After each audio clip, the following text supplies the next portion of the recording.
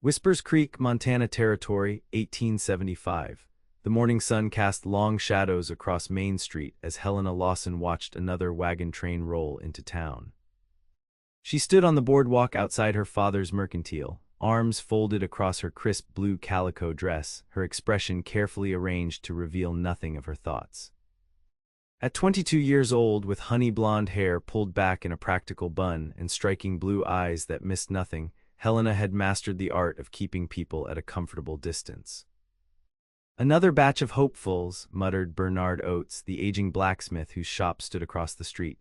"Poor souls have no idea what they're in for." Helena nodded but said nothing.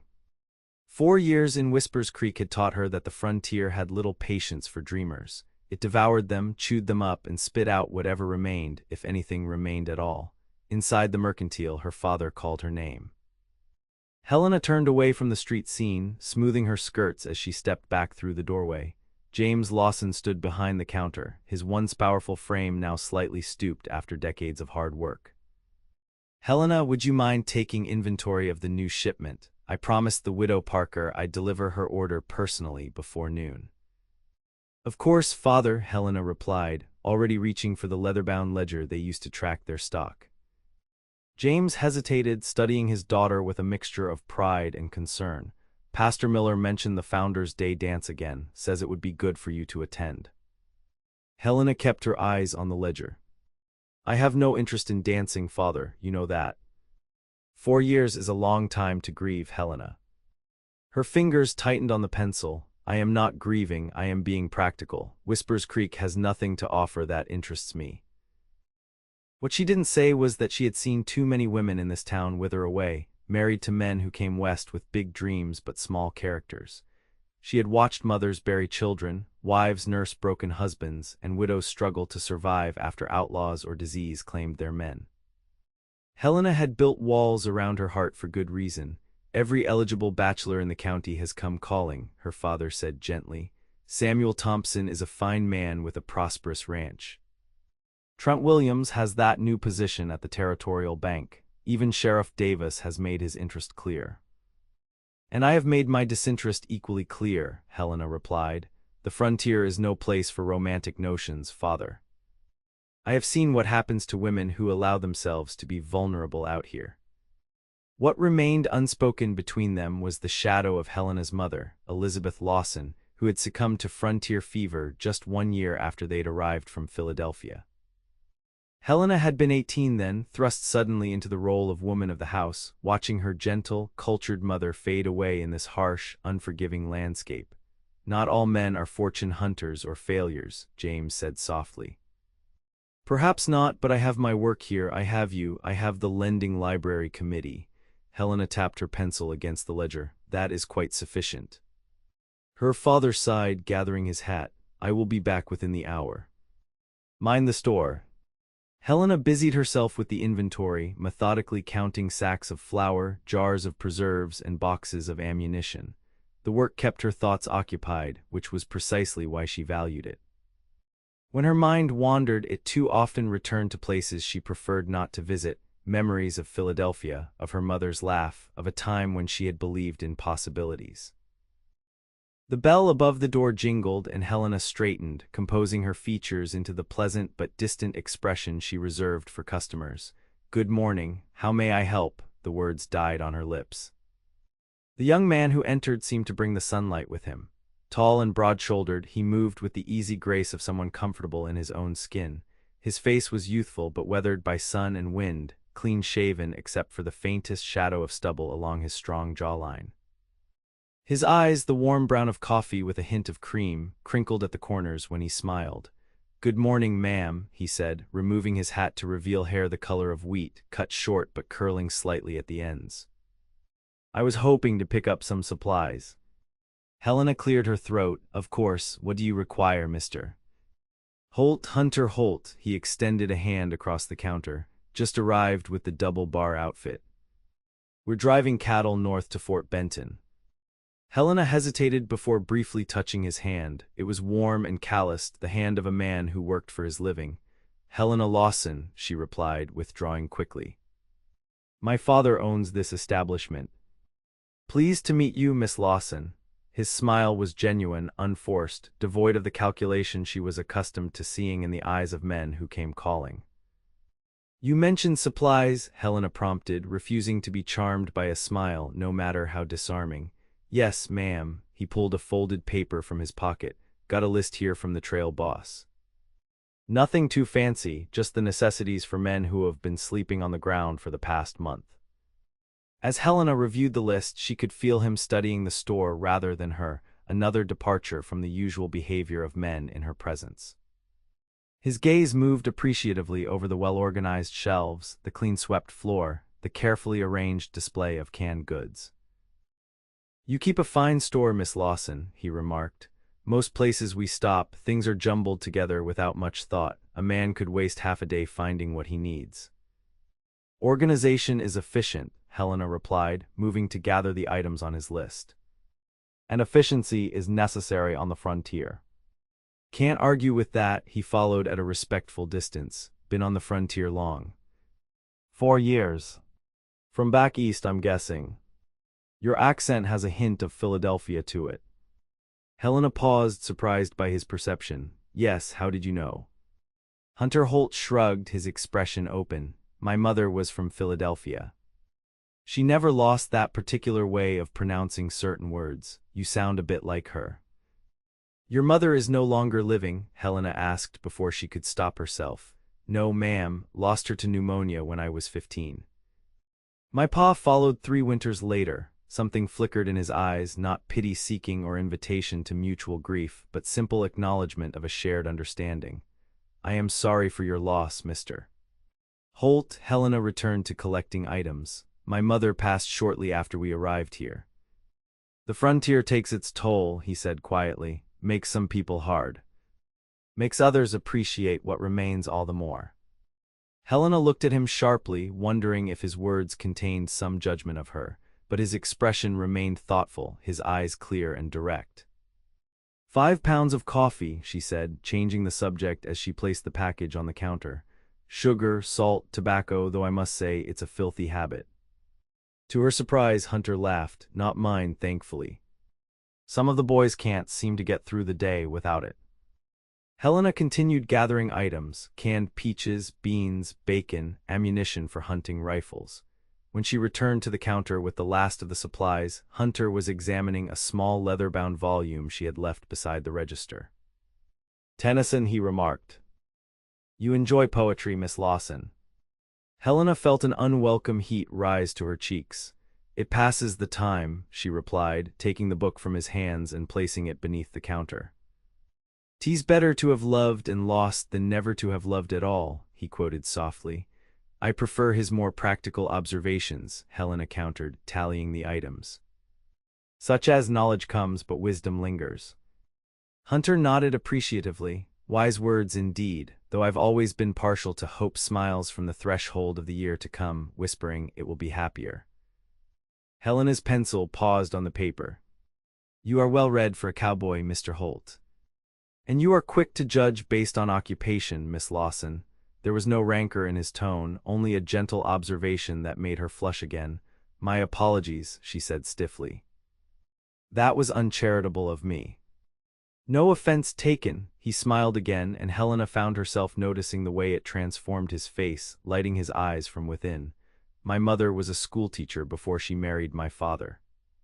She made sure her children valued learning as much as riding and roping.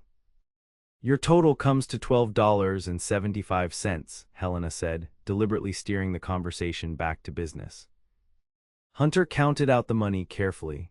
Would you be able to have these delivered to the cattle camp? It's just outside town, along Whisper Creek. I'd be happy to pay extra for the service. My father's assistant makes deliveries in the afternoon, Helena replied. There would be no additional charge. That's mighty generous of you, Miss Lawson. He placed his hat back on his head. I hope to see you again before the drive moves on. We are open daily from 7 until 6, Mr. Holt. Something in his eyes suggested he understood exactly what she was doing, keeping the conversation firmly within the boundaries of merchant and customer, but he simply nodded. Good day, then, Miss Lawson. Thank you for your assistance. As the door closed behind him, Helena released a breath she hadn't realized she was holding. There was something disarming about Hunter Holt, something that made her carefully constructed barriers feel suddenly insubstantial. She did not care for the sensation. When her father returned, she mentioned the cattle outfit's order matter-of-factly, saying nothing of the cowboy with the literary knowledge and warm eyes.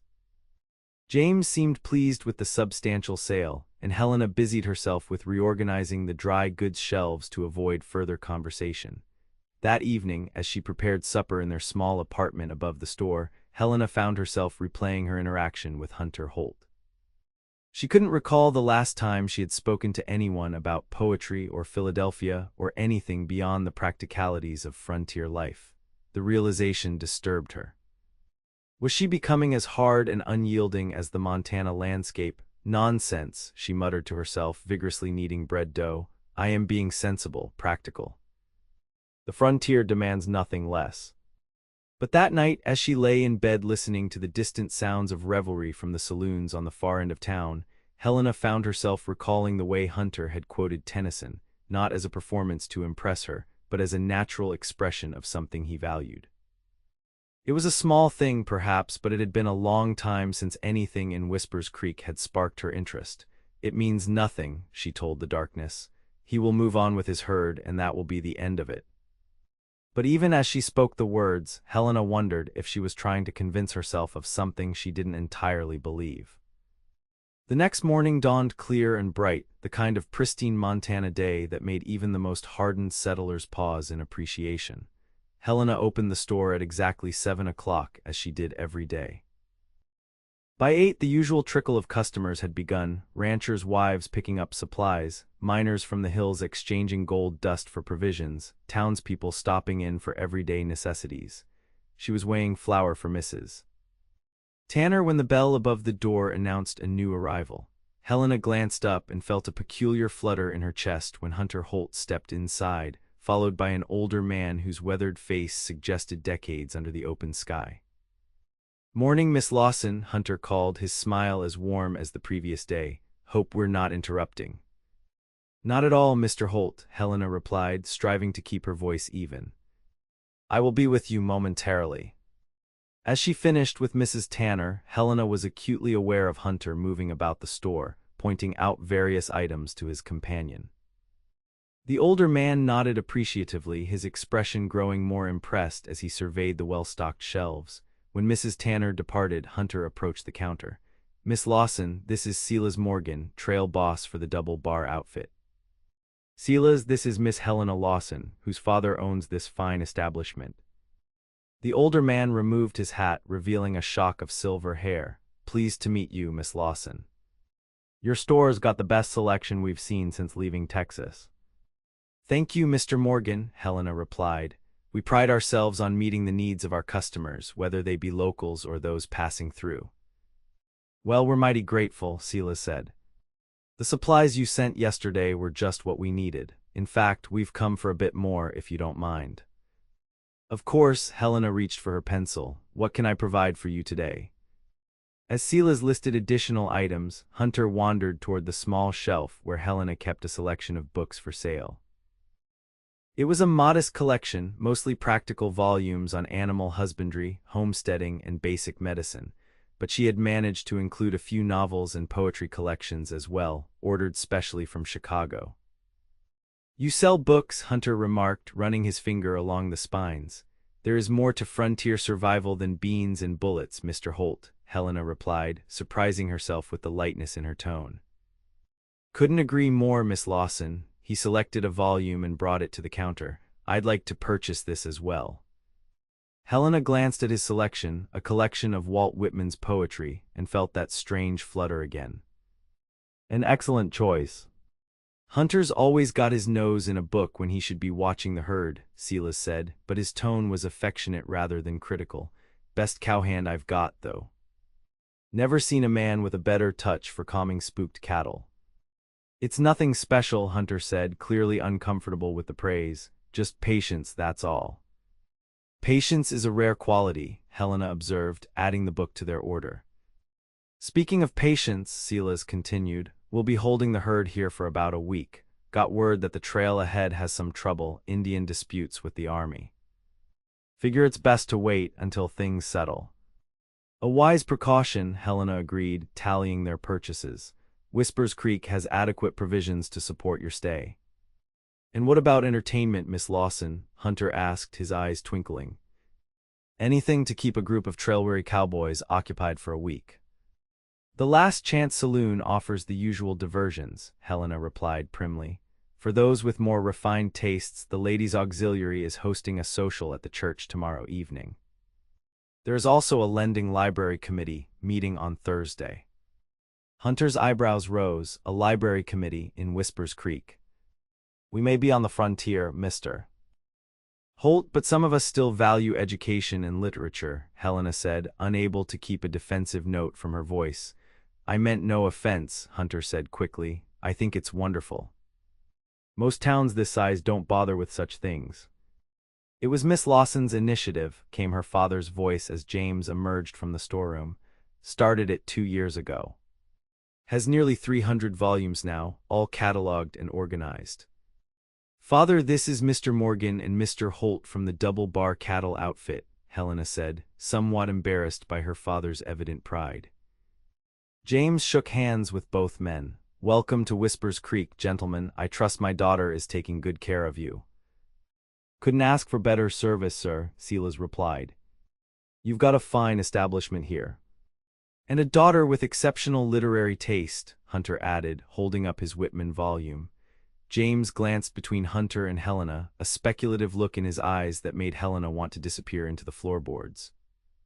Helena has always been a great reader, takes after her mother that way.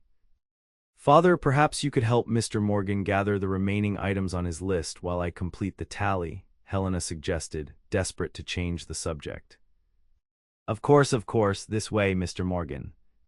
As her father led Silas toward the back of the store, Hunter leaned slightly across the counter. So, this library committee, is it open to visitors? Or just for permanent residents? Helena looked up, meeting his gaze directly. Why would a cowboy passing through town be interested in a library committee meeting? Maybe this particular cowboy misses intelligent conversation on the trail, Hunter replied, his expression open and earnest. Maybe he'd like to spend an evening discussing something other than cattle, weather, and the best way to make trail coffee. Helena studied him, searching for signs of mockery or insincerity, but found none. The meeting begins at 7 o'clock on Thursday evening in the back room of the church, she said finally. We will be discussing the acquisition of new volumes and organizing a reading program for the children. Sounds more entertaining than anything the Last Chance Saloon has to offer, Hunter said with a grin. I somehow doubt that most cowboys would agree with you, Mr. Holt. I'm not most cowboys, Miss Lawson. The simple statement hung between them, neither a boast nor a challenge, but a quiet assertion of identity that Helena found herself unable to dismiss. Before she could formulate a response, Silas and her father returned with the remainder of their purchases. The moment passed, dissolving into the practicalities of commerce, weighing goods, calculating costs, arranging delivery. When the transaction was complete and the two men prepared to depart, Hunter tipped his hat to Helena. Until Thursday, Miss Lawson, he said, his eyes holding hers for a moment longer than necessary. After they left, her father gave her a curious look. Thursday. The library committee meeting, Helena explained, busying herself with rearranging items on the counter. Mr. Holt expressed an interest in attending. Did he now? James's tone was carefully neutral, but Helena could hear the undercurrent of pleased surprise. Well, that's certainly unexpected. He is well read, Helena said defensively. He quoted Tennyson yesterday. Tennyson, you say? Her father's eyebrows rose. And you didn't chase him from the store with the broom, my. Father, please, Helena felt heat rising to her cheeks. It means nothing. He is simply a customer with literary interests, which is refreshing but hardly significant. James held up his hands in surrender. I said nothing to the contrary, my dear. Simply making an observation. But as the day progressed, Helena found her thoughts repeatedly returning to Hunter Holt. It had been a long time since anyone in Whispers Creek had surprised her. The town's residents had become as familiar and predictable as the changing of seasons, the ranchers grumbling about water rights, the miners boasting of strikes that never quite materialized, the merchants calculating profits with narrowed eyes. Even her suitors had been depressingly predictable in their approaches, offering security or status or companionship as if these were sufficient foundations for a lifetime together. Hunter was different. There was a thoughtfulness about him, a quiet confidence that didn't demand recognition.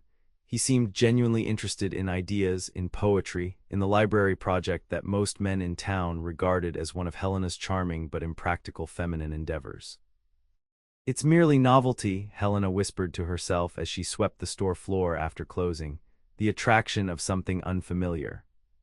Yet she found herself wondering what books Hunter had read, what he thought of Whitman's expansive verse, whether he had encountered the works of Dickens or Austen or the Bronte sisters. For the first time in years, Helena felt a spark of intellectual curiosity about another person, a dangerous sensation she had thought safely extinguished. Thursday evening arrived with agonizing slowness.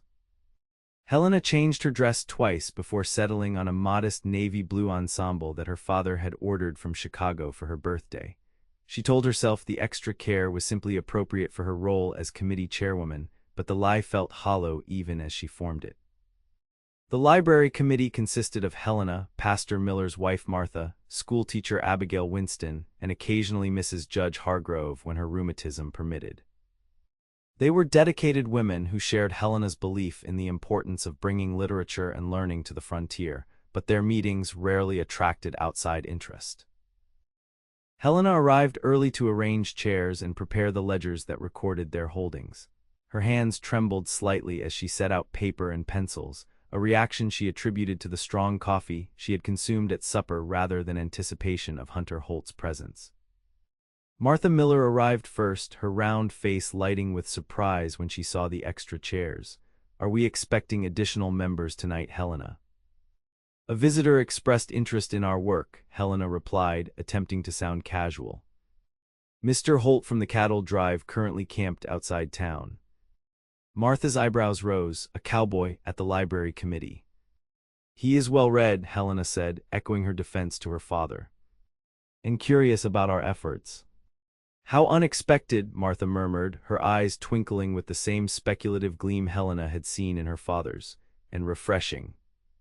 By 7 o'clock, all the regular members had arrived, and they began reviewing the previous meeting's minutes while Helena tried not to glance repeatedly at the door.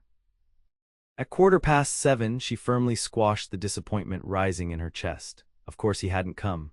Why would a cowboy, no matter how literary his inclinations, choose a library committee meeting over the boisterous entertainments of the saloon?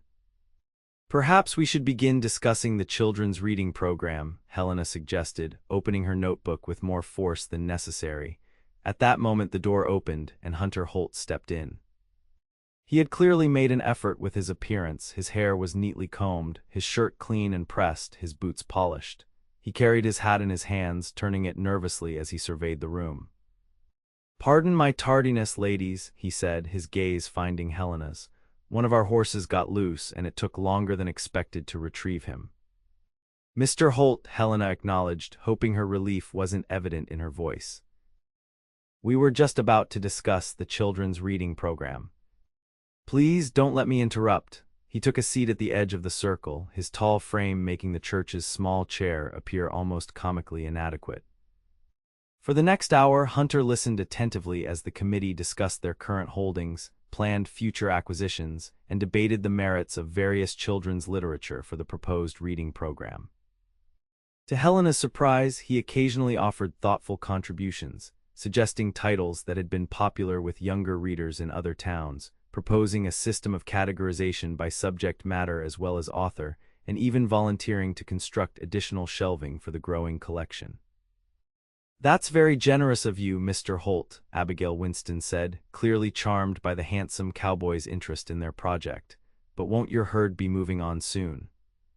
"We'll be in town at least another week," Hunter replied. "Possibly longer depending on conditions to the north. I'd be happy to help while I'm here." "We couldn't possibly impose on your time," Helena said, though the offer was tempting.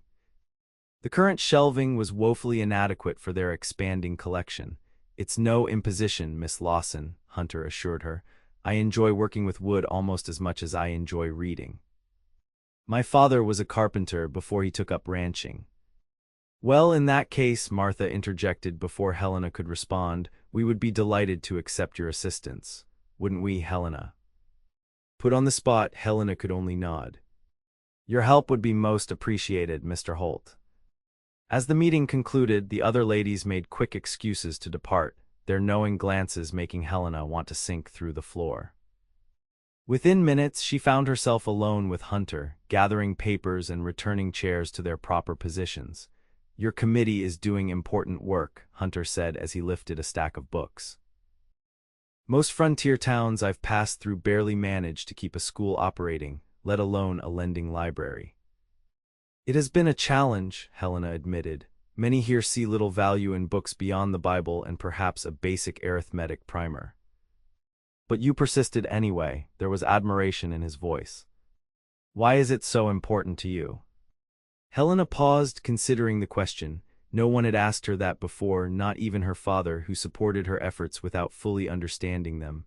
Books were my mother's passion, she said finally. She believed that literature could transport you beyond your circumstances, could show you possibilities you might never encounter in your own life. When we came west, she brought as many volumes as our wagon could carry. Helena's throat tightened with unexpected emotion. After she died, I found comfort in those books. They kept her voice alive for me. And now you're ensuring other people have access to those same transporting experiences, Hunter said softly. That's a beautiful tribute to her memory. Helena looked up, startled by his perception. I had not thought of it that way. Sometimes it takes an outside perspective to see the true meaning of our actions. Hunter set the last of the books on the table. Would tomorrow be a good day to begin work on the shelving? I'm free in the afternoon. Yes, that would be suitable, Helena replied, regaining her composure. The library space is in the small building behind the church. I could meet you there at 2 o'clock. I'll look forward to it. Hunter retrieved his hat. May I walk you home, Miss Lawson? It's getting dark.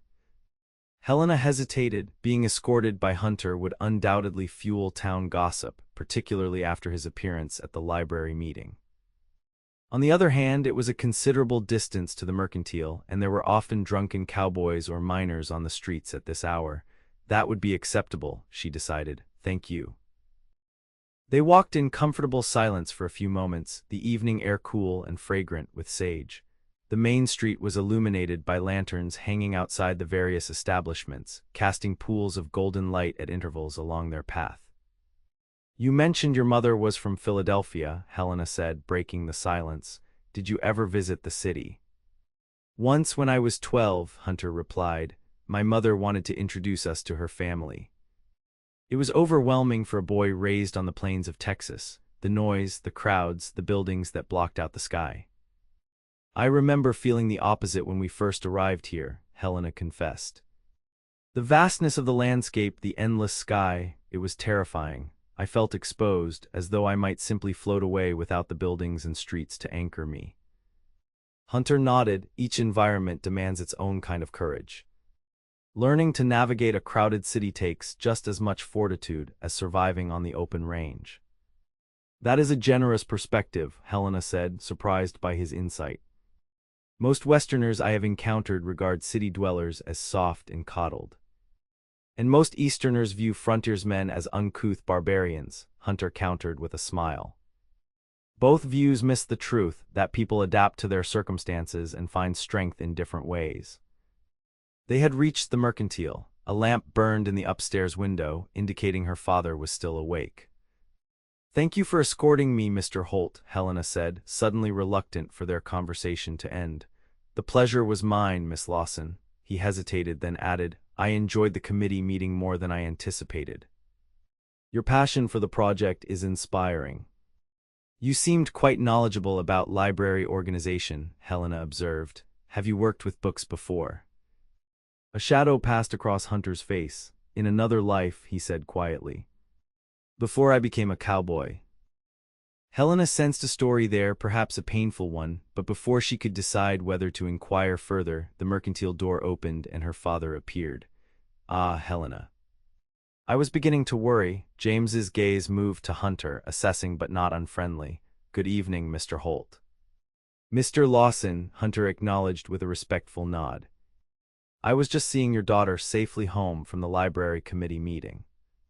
Very gentlemanly of you, James replied. Would you care to come in for coffee? Another time, perhaps, Hunter said. I should get back to camp.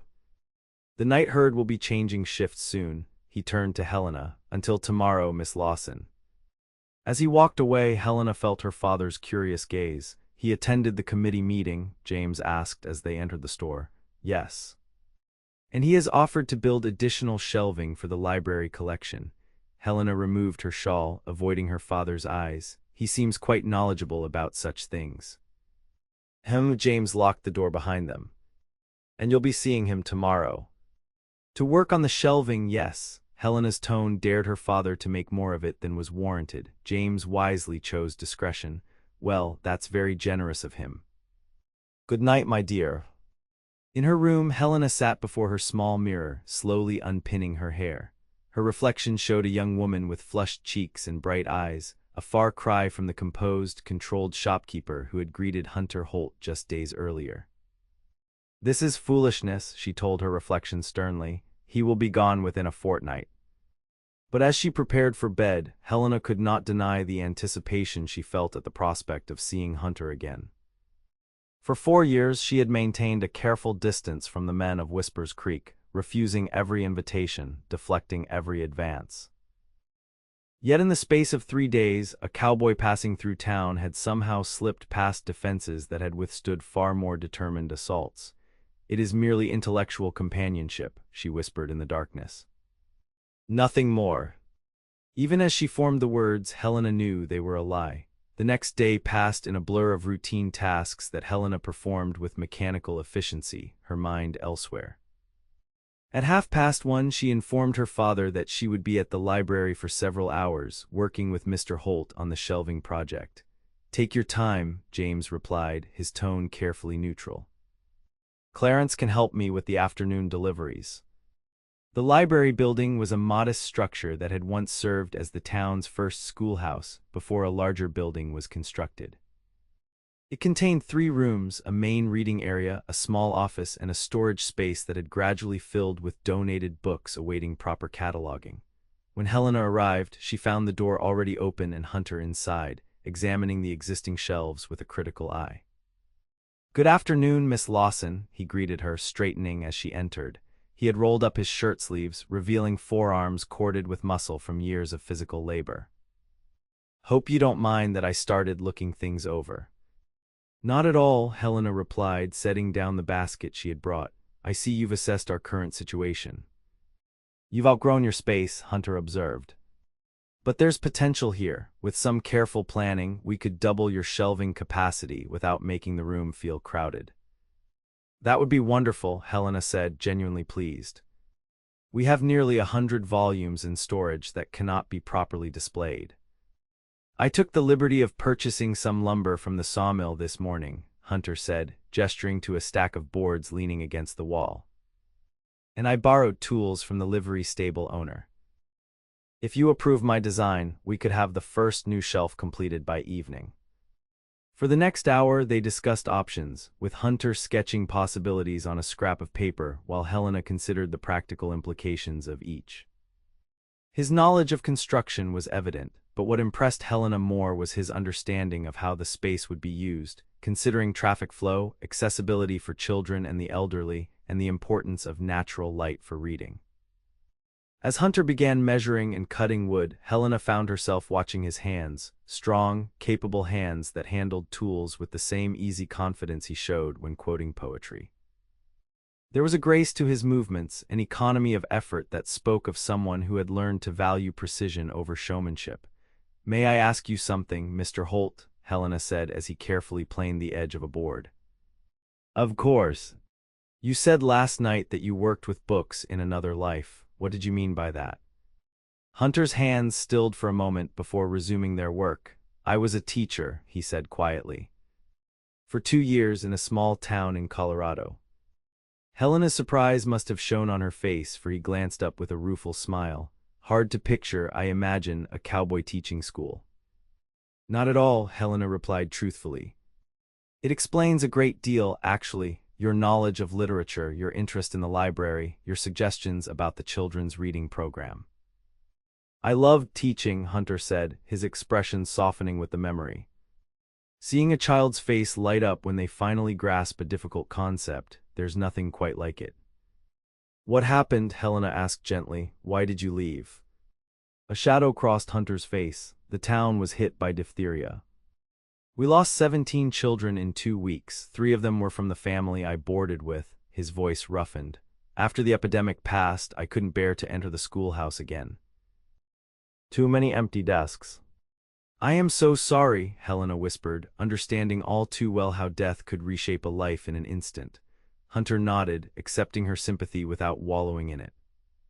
I drifted for a while, took work where I could find it, eventually signed on with a cattle outfit heading north, found I had a knack for the work and the open country suited my state of mind. He resumed planing the board. 5 years later, here I am. Do you miss teaching?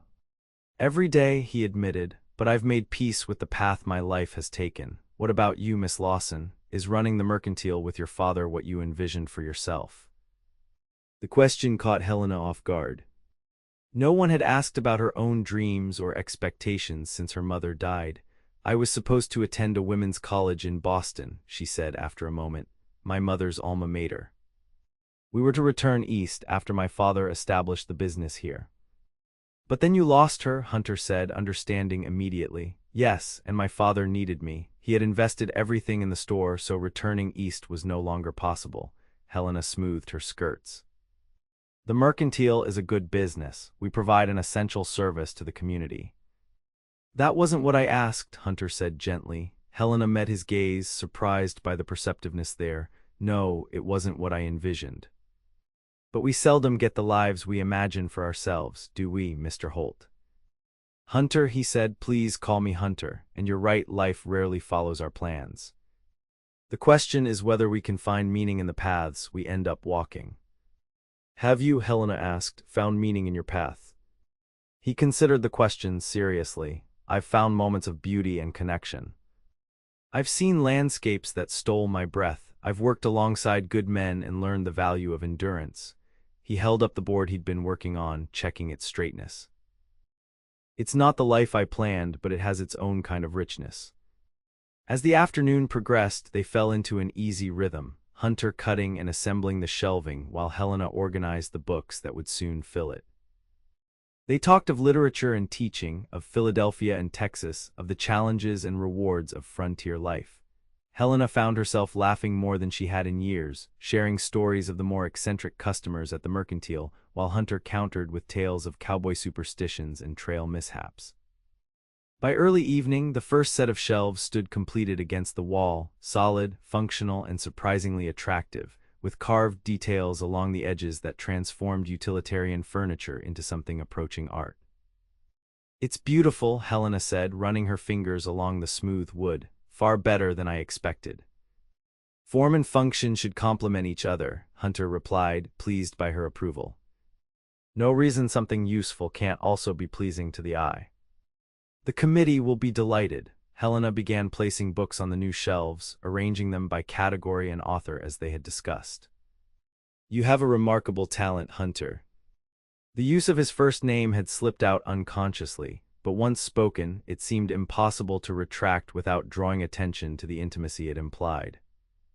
Hunter noticed she could tell by the slight widening of his eyes, but he made no comment, simply nodding in acknowledgement of her compliment.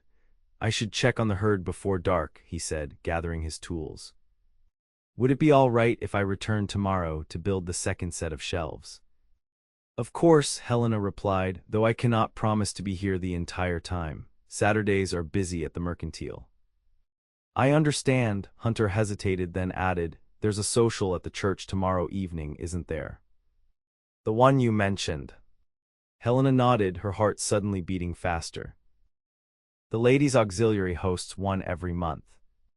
Would it be presumptuous of me to ask if you plan to attend, and if you might consider allowing me to escort you? Helena stared at him, caught between ingrained caution and the undeniable pull she felt toward this thoughtful, articulate man who built beautiful shelves and quoted poetry with equal ease. "It would not be presumptuous," she said finally. "I would be pleased to attend the social with you, Hunter." His smile was like sunrise breaking over the mountains. "I'll call for you at 7 if that's suitable." 7 would be perfect, Helena replied, shocked by her own boldness yet unable to regret it. After Hunter departed, Helena remained in the library, her fingers tracing the smooth wood of the new shelves as she contemplated what had just transpired. For 4 years, she had refused every invitation, kept every suitor at arm's length, protected herself from the vulnerabilities of emotional attachment. Yet she had just agreed to attend a public social with a man she had known less than a week, a cowboy who would soon move on with his herd, leaving Whispers Creek and its lending library far behind. "You are being foolish," she told herself sternly, risking heartache for a momentary connection. But as she closed up the library and walked back to the mercantile, Helena could not summon the usual conviction behind her self-admonishment. Something about Hunter Holt made her want to risk the very pain she had so carefully avoided since arriving on the frontier. When she told her father about the invitation, James's expression cycled rapidly from surprise to concern to cautious pleasure. "Hunter Holt seems a fine young man," he said carefully, "though I hope you remember that his stay in Whispers Creek is temporary." "I am well aware of that fact, father," Helena replied, more sharply than she'd intended. "It is merely a church social, not a betrothal." James raised his hands in a placating gesture. Of course, I simply don't want to see you hurt, my dear." "I am quite capable of managing my own emotions," Helena assured him, though the flutter in her chest when she thought of Hunter suggested otherwise. That night she dreamed of open skies and endless prairies, of poetry read aloud beside a campfire, of strong hands building not just shelves but a home.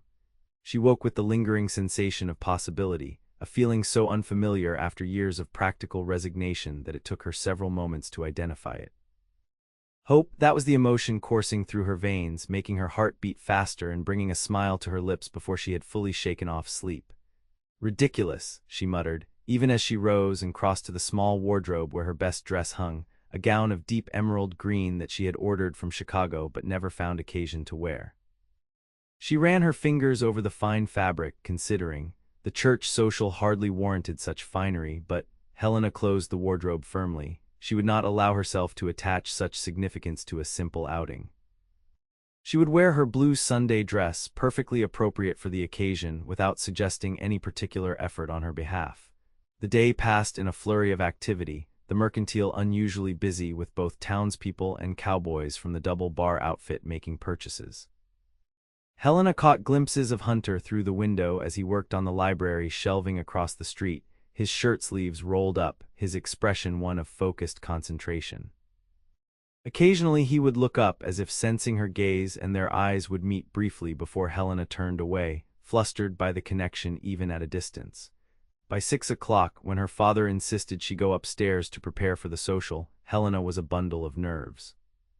She bathed hastily, pinned her hair in a more elaborate style than her usual practical bun, and then stood before her wardrobe once more. "The blue dress is perfectly suitable," she told her reflection, but her hands reached for the emerald green gown anyway. At precisely 7 o'clock, a knock sounded on the mercantile door. Helena descended the stairs slowly, conscious of her father's appraising gaze and her own racing pulse. "You look beautiful, my dear," James said softly. "Your mother would be proud to see you tonight." The unexpected comment brought a lump to Helena's throat. "Thank you, father." James opened the door to reveal Hunter standing on the boardwalk, hat in hand. He had clearly made an effort with his appearance. His clothes were freshly laundered, his boots polished to a shine, his hair neatly combed. But what caught Helena's attention was the expression on his face as he saw her, a look of such genuine admiration and pleasure that it made her cheeks warm. "Miss Lawson," he said, his voice slightly husky. "You look absolutely radiant." "Thank you, Mr. Holt," she replied, reverting to formality in her father's presence. "You are most kind." James cleared his throat. "I expect you'll have my daughter home at a reasonable hour, Mr. Holt." "Of course, sir," Hunter replied respectfully. The social usually concludes by 10 o'clock, I'm told. Then I shall expect you by 1:30, James said, his tone lightening. Enjoy yourselves. The evening air was mild, with just enough breeze to carry the scent of sage and pine from the surrounding hills. As they walked toward the church, Helena was acutely aware of the curious glances directed their way by others on the street. She had refused so many invitations over the years that her appearance at a social function, especially on the arm of a handsome cowboy, was certain to set tongues wagging. "You seem tense," Hunter observed quietly. "Are you uncomfortable being seen with me?" "No," Helena replied quickly, then amended, "Well, perhaps a little, but not for the reasons you might think. It's just that I have declined so many invitations from local men that my acceptance of yours will inevitably cause speculation." "I see," Hunter considered this. "Would you prefer that we not attend? We could walk by the creek instead, if you'd rather avoid the gossip." Helena looked at him, touched by his consideration. "No," she said with sudden conviction, "I would like to attend the social with you, Hunter. Let people speculate if they wish." His smile warmed her more than any shawl could have. "Then I am honored to be your escort, Miss Lawson." "Helena," she said impulsively. "If I am to call you Hunter, then you must call me Helena." "Helena," he repeated as if savoring the syllables. "It suits you, elegant but with underlying strength." The church hall was already filled with people when they arrived, ranchers and their wives, shopkeepers, miners in their Sunday best, cowboys from the double bar outfit looking uncomfortable in clean shirts with dampened hair. Lanterns hung from the rafters, casting a warm glow over the assembled crowd, while a small band played familiar tunes in one corner. Their entrance caused a momentary lull in conversation, followed by a buzz of whispered comments. Helena lifted her chin slightly, determined not to show any discomfort at being the center of attention. "Miss Lawson, how delightful to see you here." Martha Miller approached, her round face alight with genuine pleasure. "And Mr. Holt, how good of you to join us." Her eyes darted between them, making no effort to hide her approval of the pairing. "Mrs. Miller," Helena acknowledged, "the hall looks lovely." "We do our best with limited resources," Martha replied modestly. "Mr. Holt, I understand you've been working on shelving for our library. Helena tells me your craftsmanship is exceptional." "I merely offered what skills I have," Hunter said. "The library is a worthy project." "Indeed it is," Martha agreed.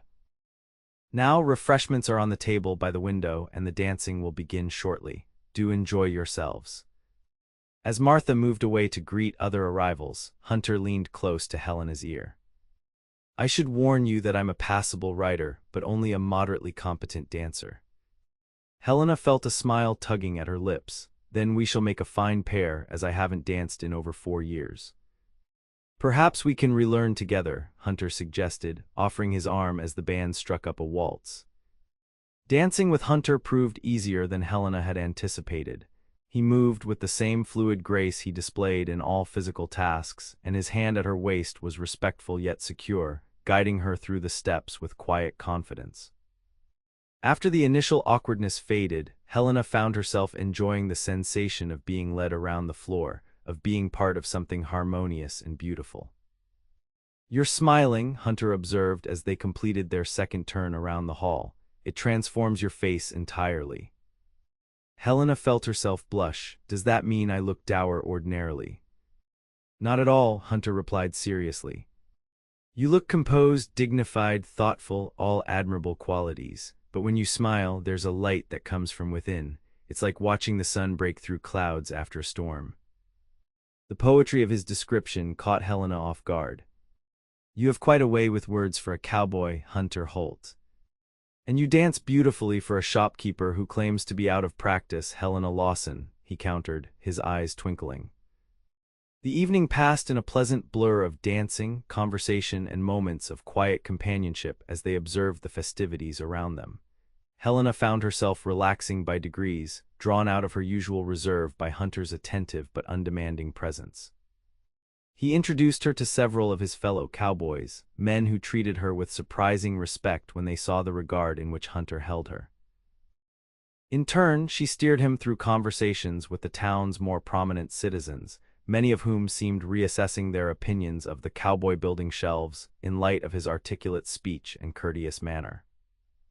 "Your townsfolk are protective of you," Hunter remarked as they stepped outside for a breath of air. The night had grown cooler, and he draped his jacket over her shoulders without being asked. "I've been subjected to more scrutiny tonight than during my entire interview with Salas before he hired me." Helena laughed softly. Whispers Creek is a small community. Everyone knows everyone's business, or believes they should. "And what do you think they make of us?" Hunter asked, his tone light but his eyes searching. Helena considered the question. "They likely believe I have taken leave of my senses," she said honestly. "The woman who refused the bank manager, the rancher, and the sheriff has suddenly accepted the attentions of a passing cowboy. It defies explanation." "Does it?" Hunter's voice had grown serious. "Is it so difficult to understand why you might find something in me that was lacking in your other suitors?" The direct question demanded an equally direct answer. Helena turned to face him, illuminated only by moonlight and the distant glow from the church windows. "No," she admitted softly, "it isn't difficult to understand at all. You see me, Hunter, not as the merchant's daughter or a potential wife and housekeeper or a challenge to be conquered. You see me as a person with thoughts and dreams and value beyond my practical uses." She took a deep breath. "No one has truly seen me that way since my mother died." Hunter's expression softened. "I see you because I recognize something of myself in you, Helena. The careful distance you maintain, the walls you've built. I understand what it means to protect yourself from further loss." He reached out slowly, giving her time to withdraw if she wished, and took her hand in his. "But I've learned that walls that keep out pain also keep out joy, and life without joy is merely existence." Helena looked down at their joined hands, struck by how natural it felt to have her fingers entwined with his. "And yet, joy is so often followed by pain. Is the temporary pleasure worth the inevitable suffering?" "Is that truly how you see it?" Hunter asked gently. "That all joy must end in pain, that nothing good can last?" "On the frontier." "Yes," Helena's voice hardened slightly. "I have seen too many dreams shattered, too many hopes crushed by the realities of this harsh land. People die, Hunter, they leave, they fail, they break." "Some do," he acknowledged, "but others endure. They build, they grow, they find strength in connection rather than isolation."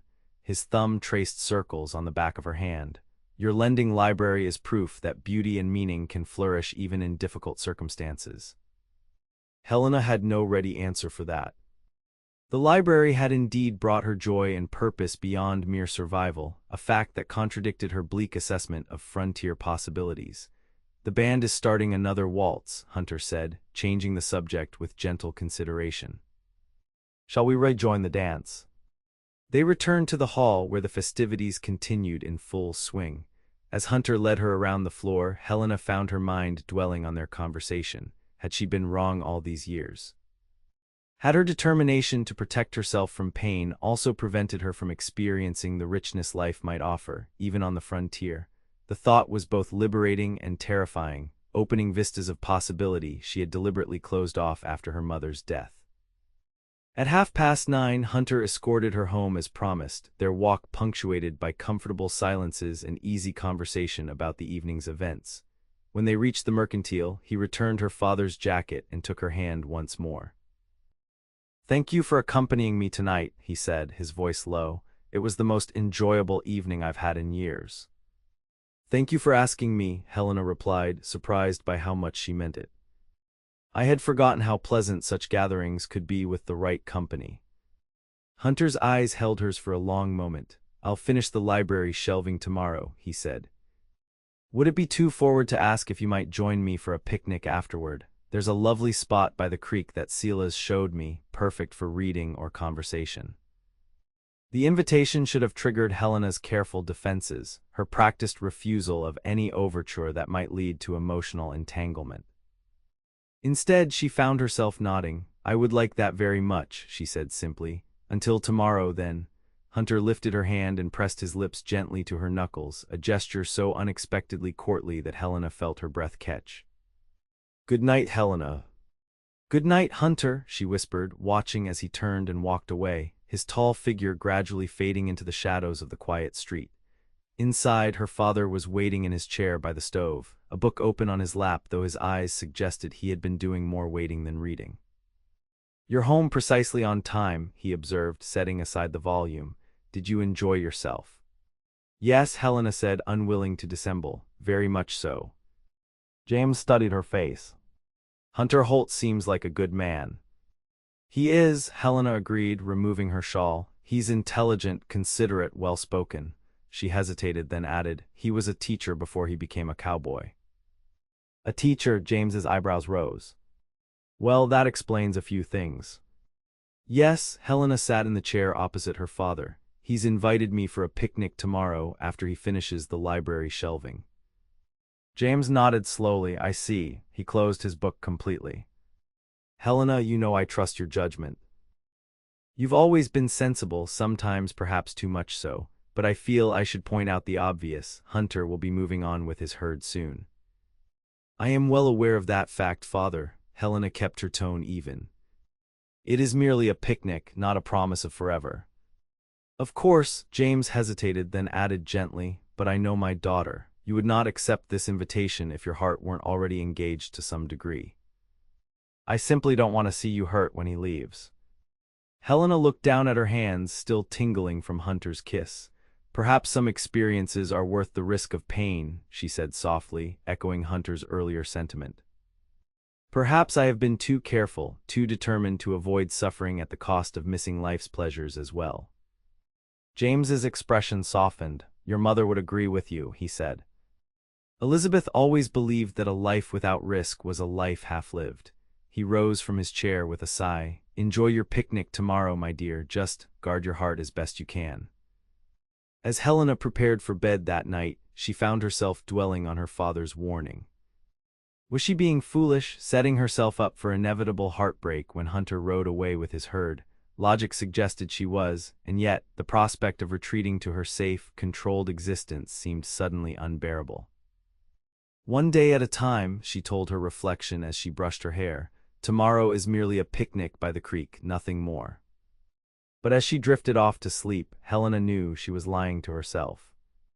Something fundamental had shifted within her. A door long closed had cracked open, allowing light to penetrate the carefully maintained darkness of her emotional fortress. Whether that light would ultimately warm or burn her remained to be seen. The next day dawned bright and clear, the kind of perfect Montana morning that made even the most hardened skeptics acknowledge the beauty of the frontier. Helena moved through her morning duties at the mercantile with unusual energy, earning curious glances from her father when she hummed softly while arranging a display of canned goods. At noon, she went to check on Hunter's progress at the library. She found him putting the finishing touches on the second set of shelves, which matched the first in both functionality and beauty.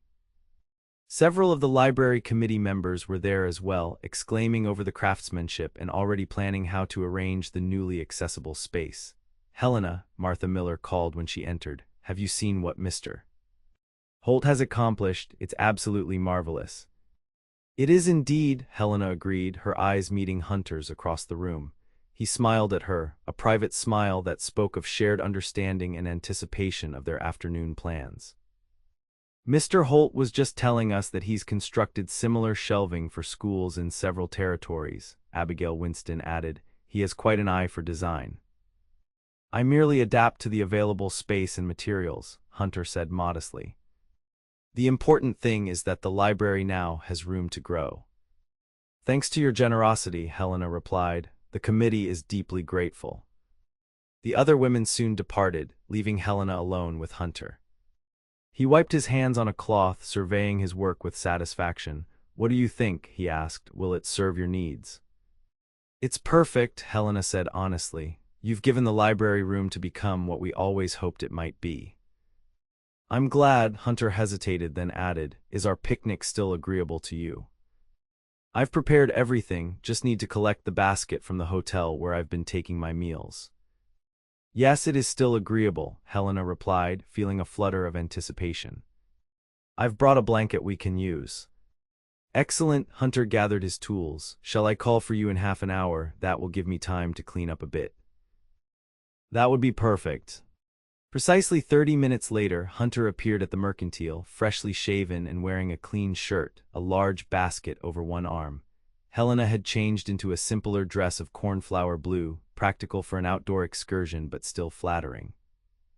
She carried a thick quilt folded over one arm. "Ready for our adventure?" Hunter asked, his eyes warming as they took in her appearance. "As ready as I'll ever be," Helena replied with a small smile. They walked through town and beyond, following a narrow path that wound along Whisper Creek. The water gurgled pleasantly over smooth stones, while cottonwoods provided dappled shade along the banks. After about 20 minutes, they reached a small clearing where the creek widened into a gentle pool before continuing its journey. A massive old cottonwood stood sentinel nearby, its branches creating a natural canopy. "This is lovely," Helena said, taking in the peaceful scene. "I had no idea this spot existed, and I've lived here for 4 years." "People often miss the beauty right in front of them," Hunter observed, setting down the basket. Too focused on daily struggles to notice the gifts surrounding them. They spread the quilt beneath the cottonwood, and Hunter unpacked the basket: cold chicken, fresh bread, cheese, apples, and a jar of lemonade. It was a simple meal but carefully prepared, with even a few wildflowers tucked alongside the provisions. "You thought of everything," Helena remarked, touched by the attention to detail. "I wanted today to be special," Hunter admitted.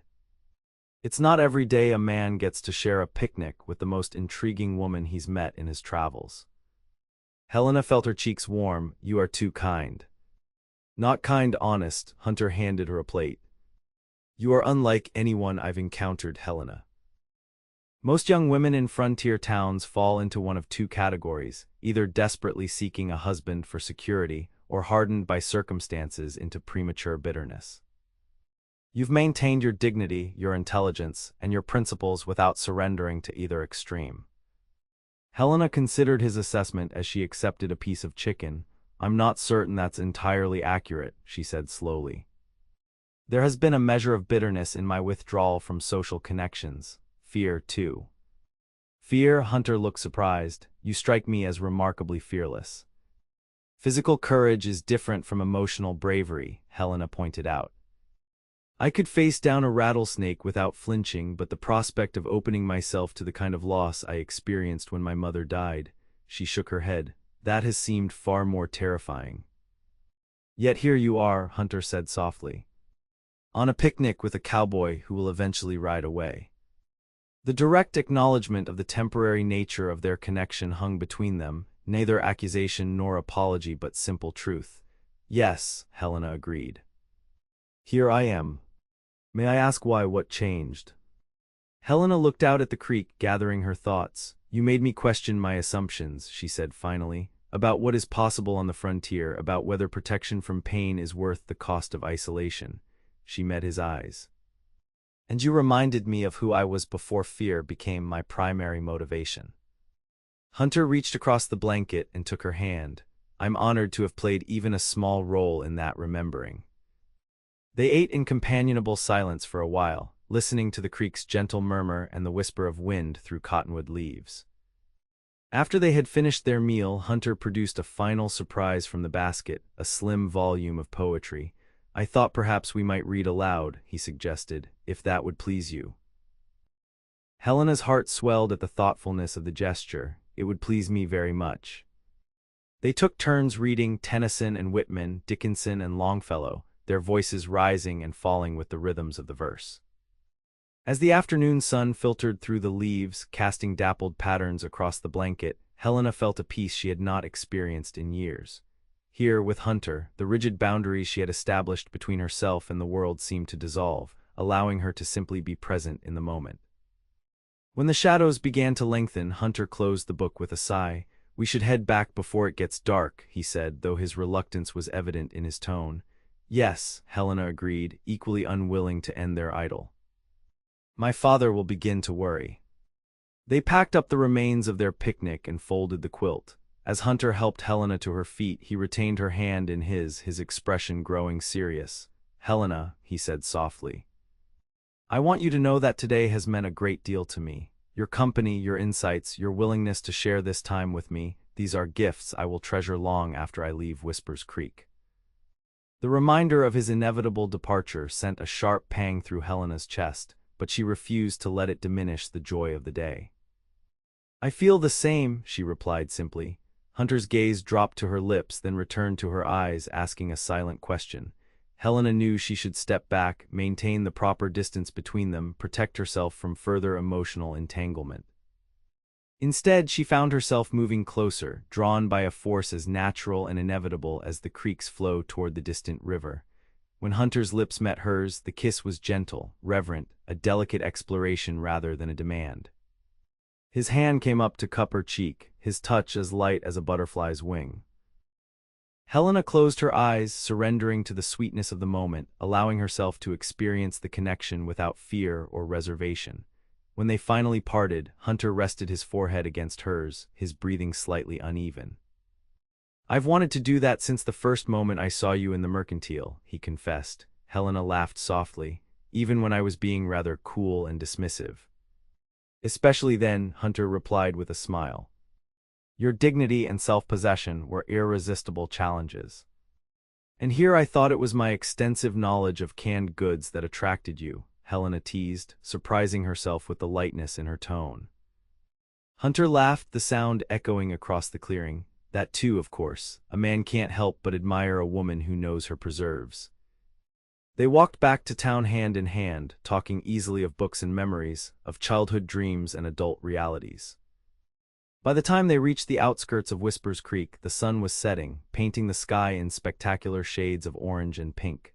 "The frontier may be harsh," Hunter observed, pausing to admire the view, "but it offers beauties that no city can match." "Yes," Helena agreed, finding that she meant it.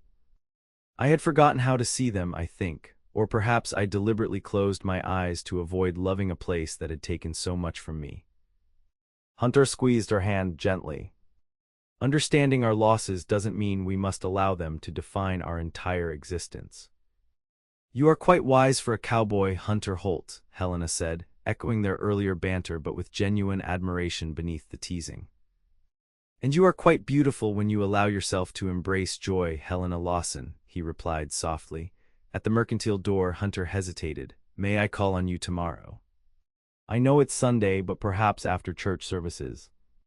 "I would like that," Helena said. "We could have dinner together here with my father. He would appreciate the opportunity to know you better." "I'd be honored." Hunter lifted her hand to his lips once more. "Until tomorrow, then." As Helena watched him walk away, she acknowledged the truth she had been avoiding all day.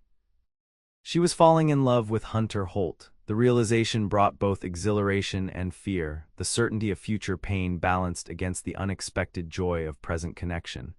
"Is it worth it?" she whispered to herself, knowing how it must end. But as she entered the store, Helena already knew the answer. Some experiences were indeed worth the risk of pain, and what she was discovering with Hunter fell firmly into that category. Sunday morning found Helena in her usual pew at the small white church, but her mind was far from the sermon. Pastor Miller spoke of faith and perseverance, of finding strength in adversity, but Helena's thoughts kept returning to Hunter and the dinner that awaited them after the service. She had spent the morning preparing a special meal, roast chicken with herbs, potatoes, fresh bread, and an apple pie for dessert. The domestic efforts had surprised her father, who had grown accustomed to their simple Sunday repasts, but he had made no comment beyond a raised eyebrow and a knowing smile. As the congregation rose for the final hymn, Helena caught sight of Hunter standing near the back of the church. He had clearly made an effort with his appearance. His dark suit was well-tailored if slightly worn, his hair neatly combed, his expression respectful as he joined in the singing. Several heads turned to follow Helena's gaze, and she could almost feel the wave of speculation rippling through the assembled townsfolk. When the service concluded, Hunter made his way toward her through the crowd, exchanging polite greetings with those who acknowledged him. By the time he reached Helena's pew, most of the congregation was watching with undisguised curiosity. "Good morning, Miss Lawson," he said formally, aware of their audience. "Mr. Lawson, I hope the service found you well." "Indeed it did, Mr. Holt," James replied, offering his hand. "And we're looking forward to having you join us for dinner." "The pleasure is mine, sir."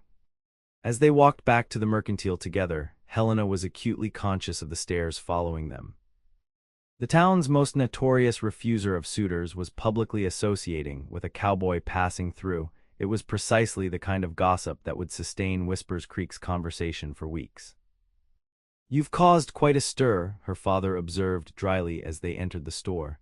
"I haven't seen that much whispering in church since Widow Parker appeared in a red dress last Easter." "People will always talk," Helena replied with forced nonchalance. "It matters little to me."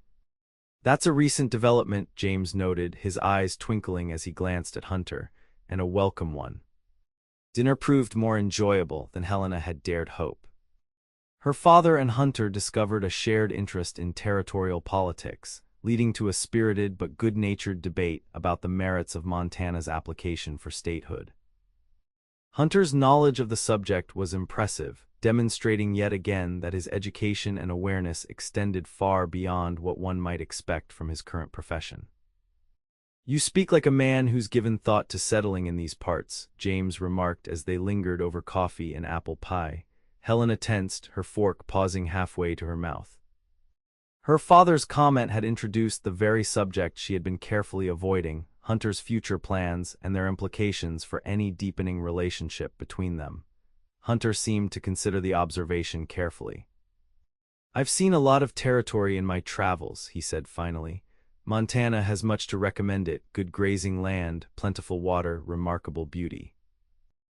"And yet you continue to drive cattle rather than raising your own," James pressed gently. Hunter glanced at Helena, then back to her father. "I haven't found sufficient reason to put down roots," he acknowledged. "Though I've begun to reconsider that position recently." The implication hung in the air between them, neither stated explicitly nor entirely hidden. James nodded slowly, his expression thoughtful. "Roots need the right soil to flourish," he said, "and the decision to plant them isn't one to be made in haste." "No, sir," Hunter agreed. "It requires careful consideration of many factors." Helena set down her fork, uncomfortable with the metaphorical direction of the conversation. "Would anyone care for more coffee?" After dinner, Hunter helped Helena clear the table while her father excused himself to review the mercantile's ledgers. As they worked together in the small kitchen, a comfortable silence settled between them, broken only by the clink of dishes and the soft sound of their movements. "Your father is a good man," Hunter said as Helena handed him a plate to dry. "I can see where you get your intelligence and perception." "Thank you," Helena replied, pleased by the observation. "He has done his best since my mother died, though I know he still misses her terribly." "As do you," Hunter said gently. "Yes," Helena focused on washing a serving bowl. "There are days when the loss feels as fresh as it did 4 years ago. Other times I can recall her with fondness rather than pain." She glanced at Hunter. "Does it ever stop hurting completely?" "The loss of your parents?"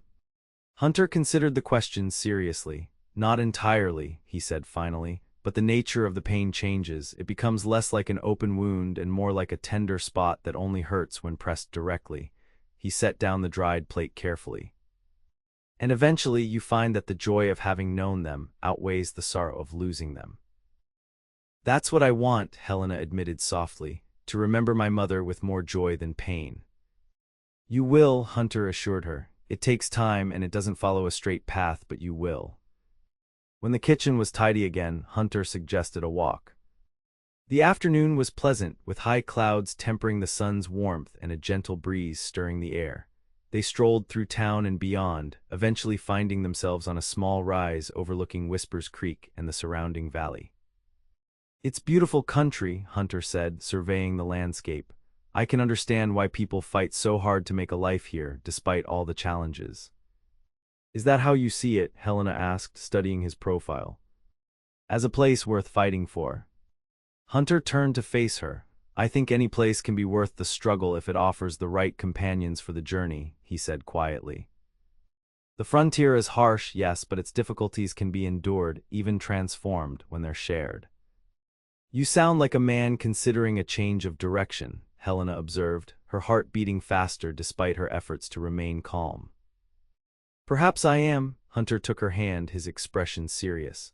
Helena, I need to be honest with you. I find myself thinking about possibilities I haven't considered in years. A permanent home, roots in one community, connections that last beyond the next cattle drive. Because of me, Helena asked directly. Yes, Hunter admitted without hesitation. Because of you, because in the space of a week, you've reminded me of the man I was before loss and grief sent me wandering. You've awakened dreams I thought were buried too deeply to recover. The naked honesty of his words both thrilled and terrified Helena. Hunter, I don't want you to make decisions based on a connection that's barely had time to form, she said carefully. That wouldn't be fair to either of us. I understand, he replied, squeezing her hand gently. And I'm not proposing any immediate changes. The cattle drive must continue. I've made commitments to Silas and the outfit that I won't abandon. But I want you to know that when it concludes, I intend to return to Whispers Creek if you're willing to explore what might develop between us. Helena felt her carefully constructed defenses crumbling in the face of his sincerity. I would like that, she whispered, very much. Hunter's smile was like sunrise breaking over the mountains. Then I have something worth coming back for, he said simply. The remainder of their walk passed in a pleasant blur of conversation and comfortable silences. They discussed books they had loved, places they had seen, dreams they had harbored before life intervened with its harsh realities. By the time they returned to town, the sun was beginning to set, painting the western sky in spectacular hues. When will your herd be moving on? Helena asked as they approached the mercantile, the question she had been avoiding all day finally finding voice. Silas received word today that the trail ahead is clear, Hunter replied, his expression growing solemn. We'll be leaving the day after tomorrow. Though she had known this moment was inevitable, the concrete timeline sent a sharp pang through Helena's chest. So soon. We've already stayed longer than planned, Hunter said gently. And there are contracts to fulfill, deliveries that must be made before winter sets in. Of course, Helena nodded, struggling to maintain her composure. Practical considerations must take precedence. Hunter stopped, turning to face her directly. Helena, I meant what I said. I will return when the drive is complete, likely within 2 months, if you're willing to wait to see what might grow between us with more time and better circumstances. The promise hung between them, fragile yet powerful. Helena thought of all the reasons to doubt, the unpredictability of the frontier, the dangers of the trail, the possibility that Hunter's feelings might change once they were no longer in daily contact. But beneath those reasonable concerns lay a deeper truth. She wanted to believe him, wanted to trust that what they had discovered in these brief days together was substantial enough to survive separation and uncertainty. I will wait, she said finally, the words both promise and leap of faith. 2 months isn't so very long, after all. Hunter's relief was evident in the way his shoulders relaxed, the tension easing from his face. Thank you, he said simply, for your trust as much as your patience. That evening, after Hunter had taken his leave with a tender kiss and a reiterated promise to return, Helena sat by her bedroom window, gazing at the stars scattered across the Montana sky. Part of her marveled at the transformation of the past week, how quickly her careful isolation had given way to connection, how completely Hunter had disrupted her settled patterns of thought and feeling. Was she being foolish? Setting herself up for disappointment when Hunter failed to return, or came back only to discover that their brief idyll couldn't withstand the weight of everyday reality? Perhaps, she whispered to the night. But perhaps not. And for the first time in 4 years, Helena found herself hoping rather than fearing, anticipating rather than dreading the possibilities that lay ahead. It was a fragile feeling, as delicate as the first green shoots of spring pushing through frozen ground, but undeniably present. The next day passed in a flurry of activity as the double-bar outfit prepared for departure. Helena watched from the mercantile window as cowboys rode in and out of town, gathering supplies and settling accounts before the long drive north. Hunter came by mid-morning with a list of additional provisions needed for the trail. Silas wanted me to express his appreciation for your assistance during our stay, he said as Helena filled the order. He says the double bar has never been so well supplied or fairly charged. It was our pleasure, Helena replied, maintaining a professional demeanor despite her awareness of her father's interested observation from the other end of the counter. Well, you have everything you need for the journey north. Everything but what I'm leaving behind, Hunter said quietly, his eyes holding hers. Helena felt heat rise to her cheeks. Mr. Holt, you are entirely too forward, she murmured, though without real censure. My apologies, Miss Lawson, he replied, a smile tugging at his lips. Would it be possible for us to speak privately before I must leave? Perhaps this evening. Yes, Helena said, I would like that very much. I'll call for you at 7 then. After Hunter departed with the supplies, James approached his daughter with a thoughtful expression. He seems quite serious in his intentions, he observed. Yes, Helena agreed, seeing no point in denial. He has promised to return when the cattle drive is complete. And you believe him? The question wasn't asked unkindly, but it cut to the heart of Helena's lingering doubts. I want to, she said honestly, and I think that's enough for now. James nodded slowly. Your mother would approve, I believe. She always said that love required courage above all other virtues. Did she? Helena looked at her father in surprise. I don't recall her speaking of such things. It was something she told me when I proposed taking the family west, James explained, his eyes distant with memory. I feared she would refuse, having known only city comforts. Instead, she said that love meant being brave enough to face the unknown together. He smiled sadly. Elizabeth had more courage than I ever did. You've been brave in your own way, Helena said softly. Carrying on after she was gone, building the business, raising me alone. Perhaps, James squeezed her shoulder gently, but I've also allowed grief to narrow my vision, to make me overly cautious. I wouldn't want the same for you, my dear. That evening, Helena waited for Hunter on the small balcony outside her room, watching as the town settled into its nighttime rhythms. Lamps glowed in windows, casting pools of golden light onto the dusty street. From the far end of town came the faint sounds of the saloon, piano music, and occasional laughter drifting on the cool evening air. At precisely 7 o'clock, Hunter appeared, walking purposefully toward the mercantile. Helena smiled at his punctuality, one more small detail that spoke of his reliable character. He looked up as he approached, catching sight of her on the balcony, and the smile that illuminated his face sent a warm flush through her entire body. She descended to meet him, accepting his offered arm as they set out for a walk. They moved beyond the town's boundaries, finding a quiet spot beneath the vast star-strewn sky. The night was clear and cool, with a quarter moon casting just enough light to silver the landscape. I've been thinking about our conversation yesterday, Hunter said after they had stood in companionable silence for several moments, about my return after the drive. Yes, Helena's heart quickened with sudden anxiety. I want to be completely honest with you, he continued, his expression serious in the moonlight. The trail can be dangerous. There are river crossings, potential conflicts with settlers or native tribes, the unpredictable weather of the Northern Territories. I understand, Helena said, though her throat had tightened at the enumeration of risks. I can promise that I will do everything in my power to return to you, Hunter said, taking both her hands in his, but I can't guarantee that circumstances won't intervene. The stark acknowledgement of frontier realities hung between them. Helena appreciated his honesty even as it frightened her. This was precisely why she had kept potential suitors at a distance for so long, the awareness that attachment meant vulnerability to loss. If something prevents your return, she said carefully, I would want to know, not be left wondering and waiting indefinitely. Of course, Hunter nodded. I'll arrange for word to be sent if I'm unable to come back myself. And I'd like to write to you along the way, if that would be welcome. It would, Helena replied, squeezing his hands, very much so. Hunter reached into his pocket and withdrew a small package wrapped in brown paper. I have something for you, he said, offering it to her, a token to remember our time together.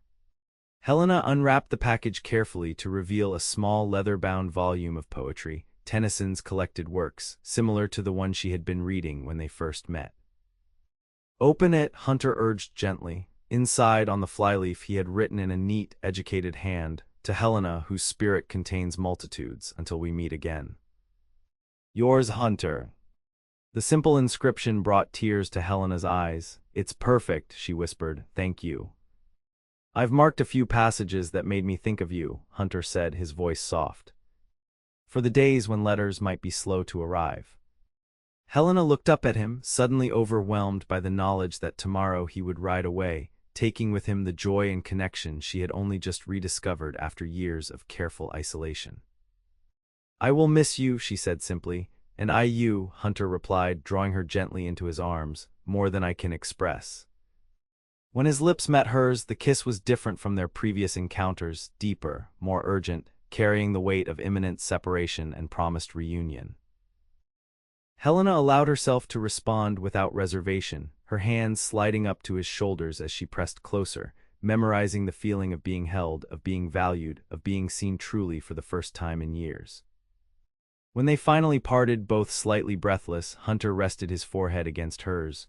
2 months, he whispered. "It will pass quickly." Yes, Helena agreed, though she knew it was likely a lie. The days would drag interminably without his presence, his conversation, his way of challenging her assumptions while respecting her intelligence. They walked back to town slowly, reluctant for the evening to end, speaking of practical matters, where letters should be sent, the likely route of the drive, the approximate date of Hunter's return. The ordinary details provided a comforting framework for the extraordinary emotions swirling beneath their careful words. At the mercantile door, Hunter took both her hands in his once more. "I need to ask you something, Helena," he said, his expression suddenly uncertain. "When I return, if I return, would you consider a future together? Not immediately, of course. We would need time to know each other better, to be certain. But eventually." The directness of the question caught Helena off guard. In the space of a week, she had moved from careful isolation to entertaining thoughts of a shared life with this man who had appeared so unexpectedly in her carefully ordered existence. "Yes," she said simply, the single word encompassing a universe of possibilities she had long denied herself. "I would consider it." Hunter's smile was like sunrise breaking through clouds. "Then I have the best reason imaginable to complete this drive safely and return as quickly as possible." Their final kiss was gentle, almost reverent, a promise rather than a farewell. When Hunter finally turned to leave, Helena called after him softly. "Be careful," she said, unable to keep the concern from her voice. Hunter looked back, his expression tender in the lamplight. "I will," he promised, "for both our sakes." Helena watched until his tall figure disappeared into the darkness, then pressed the book of poetry to her heart, feeling simultaneously lighter and heavier than she had in years.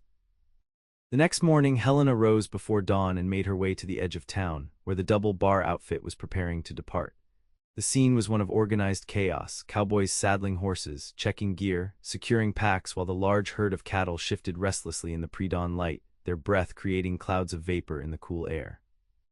She spotted Hunter immediately, his tall form distinctive even from a distance as he conferred with Silas near the chuck wagon. When he caught sight of her, his face brightened, and he made his way through the bustle to reach her side. "I didn't expect to see you this early," he said, taking her hands in his. "I couldn't let you leave without saying goodbye properly," Helena replied. Around them, several cowboys nudged each other, grinning at the sight of their bookish companion with the beautiful woman who had refused every other suitor in town. Hunter ignored them, his attention focused entirely on Helena. "I'll write as soon as we reach the next settlement," he promised, "and I'll be counting the days until I can return." "As will I," Helena said, fighting to maintain her composure. "Be safe, Hunter." "I will," he squeezed her hands gently. "Take care of yourself and perhaps read some Whitman while I'm gone. I think you might find his expansiveness balances Tennyson's more measured approach." The literary suggestion was so perfectly characteristic of Hunter that Helena felt a laugh bubble up despite the tightness in her throat. "I'll consider it," she promised. A shout from Silas indicated that it was time to move out. Hunter hesitated, clearly torn between duty and desire. "Go," Helena urged gently. "The sooner you leave, the sooner you can return." Hunter nodded, then leaned forward to place a quick, chaste kiss on her cheek, the most he could properly do in such a public setting. "Until we meet again," he whispered. "Until then," Helena replied, stepping back to allow him to mount his horse. As the herd began to move, a great cloud of dust rising in the morning light, Hunter turned in his saddle to lift his hat in a final farewell. Helena raised her hand in response, watching until the entire outfit had disappeared from view, leaving only a distant dust cloud to mark their passage. Only then did she allow a single tear to trace its way down her cheek, not in despair or regret, but in acknowledgement of the risk she had chosen to take, the vulnerability she had finally embraced after years of careful self-protection. "Until we meet again," she whispered to the empty horizon, before turning back toward town and the tasks that would fill the days until Hunter's return. The weeks that followed passed with excruciating slowness. Helena threw herself into her duties at the mercantile, expanded her work with the library committee, and began a reading program for the town's children, all efforts to keep her mind occupied and her hands busy during the long wait. True to his word, Hunter's first letter arrived just over a week after his departure, carried by a freight wagon heading south. His handwriting was as neat and educated as she had expected, his descriptions of the trail vivid and often amusing. He wrote of difficult river crossings and spectacular sunsets, of campfire conversations and the vast, star-strewn sky that reminded him of their last evening together. "I find myself measuring each experience by whether I wish you were beside me to share it," he wrote. "The answer is invariably yes, though I spare my fellow cowboys the constant repetition of your name." Silas has taken to rolling his eyes whenever I begin a sentence with "Helena would appreciate." She read each letter multiple times, savoring the connection they maintained across the miles. In her replies, Helena shared the daily life of Whispers Creek, the progress of the library, the gossip that still swirled about their brief courtship, her growing friendship with Abigail Winston, who had proven unexpectedly supportive of Helena's emerging social re-engagement. "The town seems determined to view our relationship as either a passing fancy or the prelude to an imminent engagement," she wrote. "The concept that two adults might simply be exploring possibilities at a measured pace appears beyond local comprehension. Mrs. Miller has already approached me regarding appropriate wedding flowers, despite my assurances that no such plans exist." 6 weeks after Hunter's departure, disaster struck Whispers Creek. A fire broke out in the saloon during a particularly rowdy Saturday night, spreading quickly to adjacent buildings in the dry autumn conditions. The entire town mobilized to fight the blaze, forming bucket brigades from the creek to the burning structures, while others worked to prevent the fire's spread by wetting down nearby roofs and walls. Helena worked alongside her father through the night, her arms aching from the weight of water buckets, her lungs burning from the acrid smoke that filled the air. By dawn, the fire was finally contained, but the destruction was substantial. The saloon, the adjoining hotel, and 2 other businesses reduced to smoldering ruins. In the days that followed, the town came together in a remarkable display of frontier solidarity. Those who had lost homes or livelihoods were taken in by neighbors. Plans for rebuilding began immediately, with every able-bodied person contributing labor, materials, or food for the workers. Helena found herself at the center of relief efforts, coordinating supplies from the mercantile, organizing meals for displaced families, and recording offers of assistance in the same careful hand she used for the store's ledgers. The crisis revealed a capacity for leadership she hadn't realized she possessed, and a depth of connection to the community she had kept at arm's length for so long. "I have seen both the worst and best of frontier life these past days," she wrote to Hunter in a letter penned by lamplight after an exhausting day.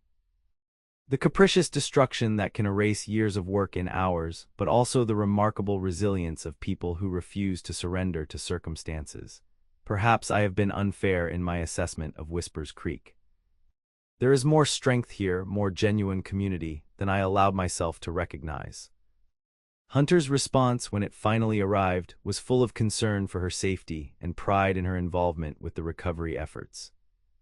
"I wish I could have been there to help," he wrote, "both with the rebuilding and to spare you some of the burden you've carried, but I'm not surprised by your leadership. I saw that capacity in you from our first meeting, though you might not have recognized it yourself." His letter concluded with news that both thrilled and terrified Helena. "The drive is nearly complete. We expect to reach Fort Benton within the week, deliver the herd, and begin our return journey immediately. Barring unforeseen circumstances, I should arrive in Whispers Creek by the first week of November. Each mile of the return trip will pass more slowly than the last, knowing you await at the journey's end." November, just weeks away. Helena pressed the letter to her heart, torn between excitement and fear. What if the connection they had formed couldn't withstand the test of everyday reality? What if Hunter had idealized her during their separation, only to be disappointed by the practical, sometimes stubborn woman he would find upon his return? "You're borrowing trouble," her father observed when she shared her concerns. "Judge what exists when it exists, not what might be before it arrives." "When did you become such a philosopher?" Helena asked, smiling despite her anxiety. "When I watched my daughter bloom back to life these past weeks," James replied simply. "It has been a joy to witness, whatever may come next." The rebuilding of Whispers Creek continued at a remarkable pace, spurred by the approaching winter and the frontier determination to survive whatever challenges arose. By late October, the saloon was operational again, though in a more modest form. The hotel was partially rebuilt, with work continuing on the upper floors. The other damaged buildings were at various stages of restoration, but the town's main street had regained a semblance of its former appearance. Through it all, Helena found herself more integrated into community life than she had been since her arrival in Montana. The shared crisis had broken down barriers between her and her neighbors, revealing common ground she had previously overlooked in her determination to maintain emotional distance. "Perhaps Hunter's greatest gift has been showing me what I already had but refused to see," she wrote in her journal one evening. "A community of imperfect but decent people, doing their best to create meaning and connection in a challenging environment. My mother would be dismayed by how completely I withdrew after her death, how thoroughly I rejected the very human connections she valued so highly." As October gave way to November, Helena found herself watching the southern road with increasing frequency. Hunter's last letter had indicated he was on his way, but frontier travel was unpredictable at best. Weather, terrain, mechanical failures, even human conflicts could delay a journey by days or weeks. "You'll wear a hole in the floorboards with your pacing," her father observed one evening as Helena moved restlessly from the mercantile window to the door and back again. "He'll arrive when he arrives, my dear." "I know," Helena sighed, "it's just—" "You're afraid to hope too completely," James finished for her, "in case something has gone wrong." "Yes," she admitted. "Is that terrible of me?" "It's human," her father replied gently, "but remember what your mother used to say about fear, that it makes a poor compass for life's journey." Helena smiled at the memory. She was right, as usual. The next morning dawned clear and cold, with frost etching delicate patterns on the mercantile windows. Helena opened the store at the usual time, trying to focus on inventory and customer needs rather than the continuing absence of any word from Hunter. She was arranging a display of winter goods when the bell above the door jingled, announcing a new arrival. "Good morning, welcome to Lawson's Mercantile," she began automatically, turning toward the entrance. The rehearsed greeting died on her lips. Hunter Holt stood in the doorway, his tall frame silhouetted against the morning light. His face was leaner than she remembered, tanned by weeks under the open sky, his eyes bright with fatigue and emotion as they found hers across the room. "Helena," he said simply, his voice rough with feeling. She moved toward him without conscious thought, barely aware of dropping the woolens she had been holding. Hunter met her halfway, his arms opening to receive her as naturally as if they had embraced 1,000 times before. "You're here," Helena whispered against his shoulder, breathing in the scent of him, leather and pine and open air. "You came back." "I promised I would," Hunter replied, his arms tightening around her. "Nothing short of death could have kept me away." They stood locked together in the center of the mercantile, oblivious to the curious glances of the few customers browsing the shelves. When they finally drew apart, Hunter kept hold of her hands, his eyes searching her face as if memorizing every detail. "You look beautiful," he said softly, "even more so than in my memory." Helena laughed, suddenly self-conscious of her practical work dress and hastily arranged hair. "I look exactly as I always do," she protested. "It's you who has changed, thinner, I think, and more weathered." "The trail does that," Hunter acknowledged with a smile, "but I'm sound in wind and limb if a bit trail-weary." His expression grew more serious. "I received your letters about the fire. The town seems to have recovered remarkably well." "Yes, though there's still much to be done before winter sets in fully." Helena became aware of their continued handclasp and the interested observation of her father, who had emerged from the storeroom. "Father, look who has returned." "So I see," James said dryly, though his eyes were warm. Welcome back to Whispers Creek, Mr. Holt. I trust your journey was successful. Very much so, sir, Hunter replied, reluctantly releasing Helena's hands to shake James's offered one. The cattle were delivered in good condition and the payment was fair. Silas was pleased with the outcome. And your plans now? James asked, the question carrying more weight than its casual delivery suggested. Hunter glanced at Helena before answering. I've taken rooms at the partially rebuilt hotel for the time being, he said, and I hope to explore more permanent arrangements in the coming weeks if circumstances prove favorable. The carefully worded response made Helena's heart beat faster. Hunter was clearly indicating his intention to remain in Whispers Creek, but making the permanence of his stay contingent on the development of their relationship, a thoughtful balance of commitment and respect for her independence. Sensible approach, James nodded. Helena, why don't you take an early lunch? Mr. Holt looks like he could use a good meal after his travels, and I'm sure you have much to discuss. Thank you, Father, Helena said, grateful for his understanding. I won't be gone long. Take as much time as you need, James replied, his eyes twinkling. Clarence and I can manage the store. The day was too cold for their previous picnic spot, so Helena led Hunter to the small cafe that had opened recently near the rebuilt hotel. It offered simple but hearty fare and, more importantly, relative privacy compared to the busy mercantile. Once they were settled at a corner table with steaming bowls of stew and fresh bread, Helena found herself suddenly shy, unsure how to bridge the weeks of separation and whether the connection they had formed had truly survived intact. Hunter seemed to sense her uncertainty. I thought of you every day, he said simply, reaching across the table to touch her hand. Every mile of trail, every river crossing, every campfire under the stars, you were present in my thoughts through it all. As you were in mine, Helena admitted. I read and reread your letters until I could recite passages from memory. I did the same with yours, Hunter smiled. My bunkmates threatened to toss me in the river if I quoted you one more time. The easy confession dissolved the last of Helena's tension. This was Hunter, her Hunter, unchanged in any essential way despite their weeks apart. The same thoughtful intelligence shone in his eyes, the same gentle humor curved his lips, the same profound understanding reflected in his gaze. Tell me everything, she urged, about the completion of the drive, your journey back, your plans now that you've returned. For the next hour they talked without ceasing, filling in the gaps that letters couldn't completely bridge, rediscovering the easy rhythm of their conversation.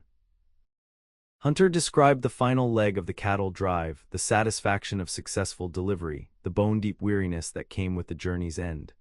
Helena shared more details about the fire and its aftermath, the changes in the town, the shifts in her own perspective about community and connection. You seem different, Hunter observed as they lingered over coffee. More, open somehow, less guarded. I am, Helena acknowledged. The fire forced me to engage with Whispers Creek in ways I had avoided since my mother's death. I discovered that the community I had held at arm's length was actually quite remarkable in its resilience and generosity. She smiled ruefully. But the change began before that, with a certain cowboy who quoted Tennyson and built beautiful bookshelves. Hunter's eyes warmed. I'm glad, he said simply, though the credit belongs more to your own courage than to any influence of mine. Perhaps, Helena conceded, but you provided the catalyst. She hesitated, then added, you still haven't told me your plans now that the drive is complete.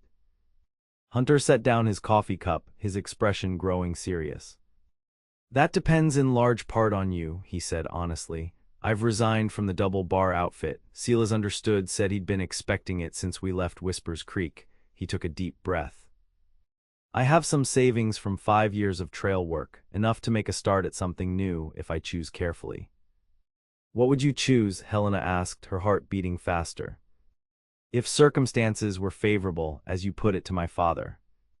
Ideally, land of my own, not too far from town, enough for a modest cattle operation to start, with room to expand as circumstances permit. Hunter's eyes held her steadily. And eventually, a home large enough for a family, close enough to town for easy access to a certain lending library. The implications of his words hung between them, neither overstated nor disguised. Hunter was outlining a future that included Helena, but leaving space for her to accept or decline the invitation. That sounds like a well-considered plan, she said carefully. Have you identified suitable land? There's a parcel available about 3 miles east of town, Hunter replied. The Johnson place, you might know it. Old man Johnson died last spring and his children have moved back east. It's been sitting vacant since then. Helena nodded, familiar with the property. It's good land with a year-round creek and adequate shelter for livestock, she observed. The house would need work, though. Yes, but the basic structure is sound, Hunter said. It wouldn't take too much effort to make it comfortable for the immediate future, with room for improvements over time. You've clearly given this considerable thought, Helena remarked, both pleased and slightly overwhelmed by the concreteness of his plans. I've had many long hours on horseback to consider possibilities, Hunter acknowledged with a small smile.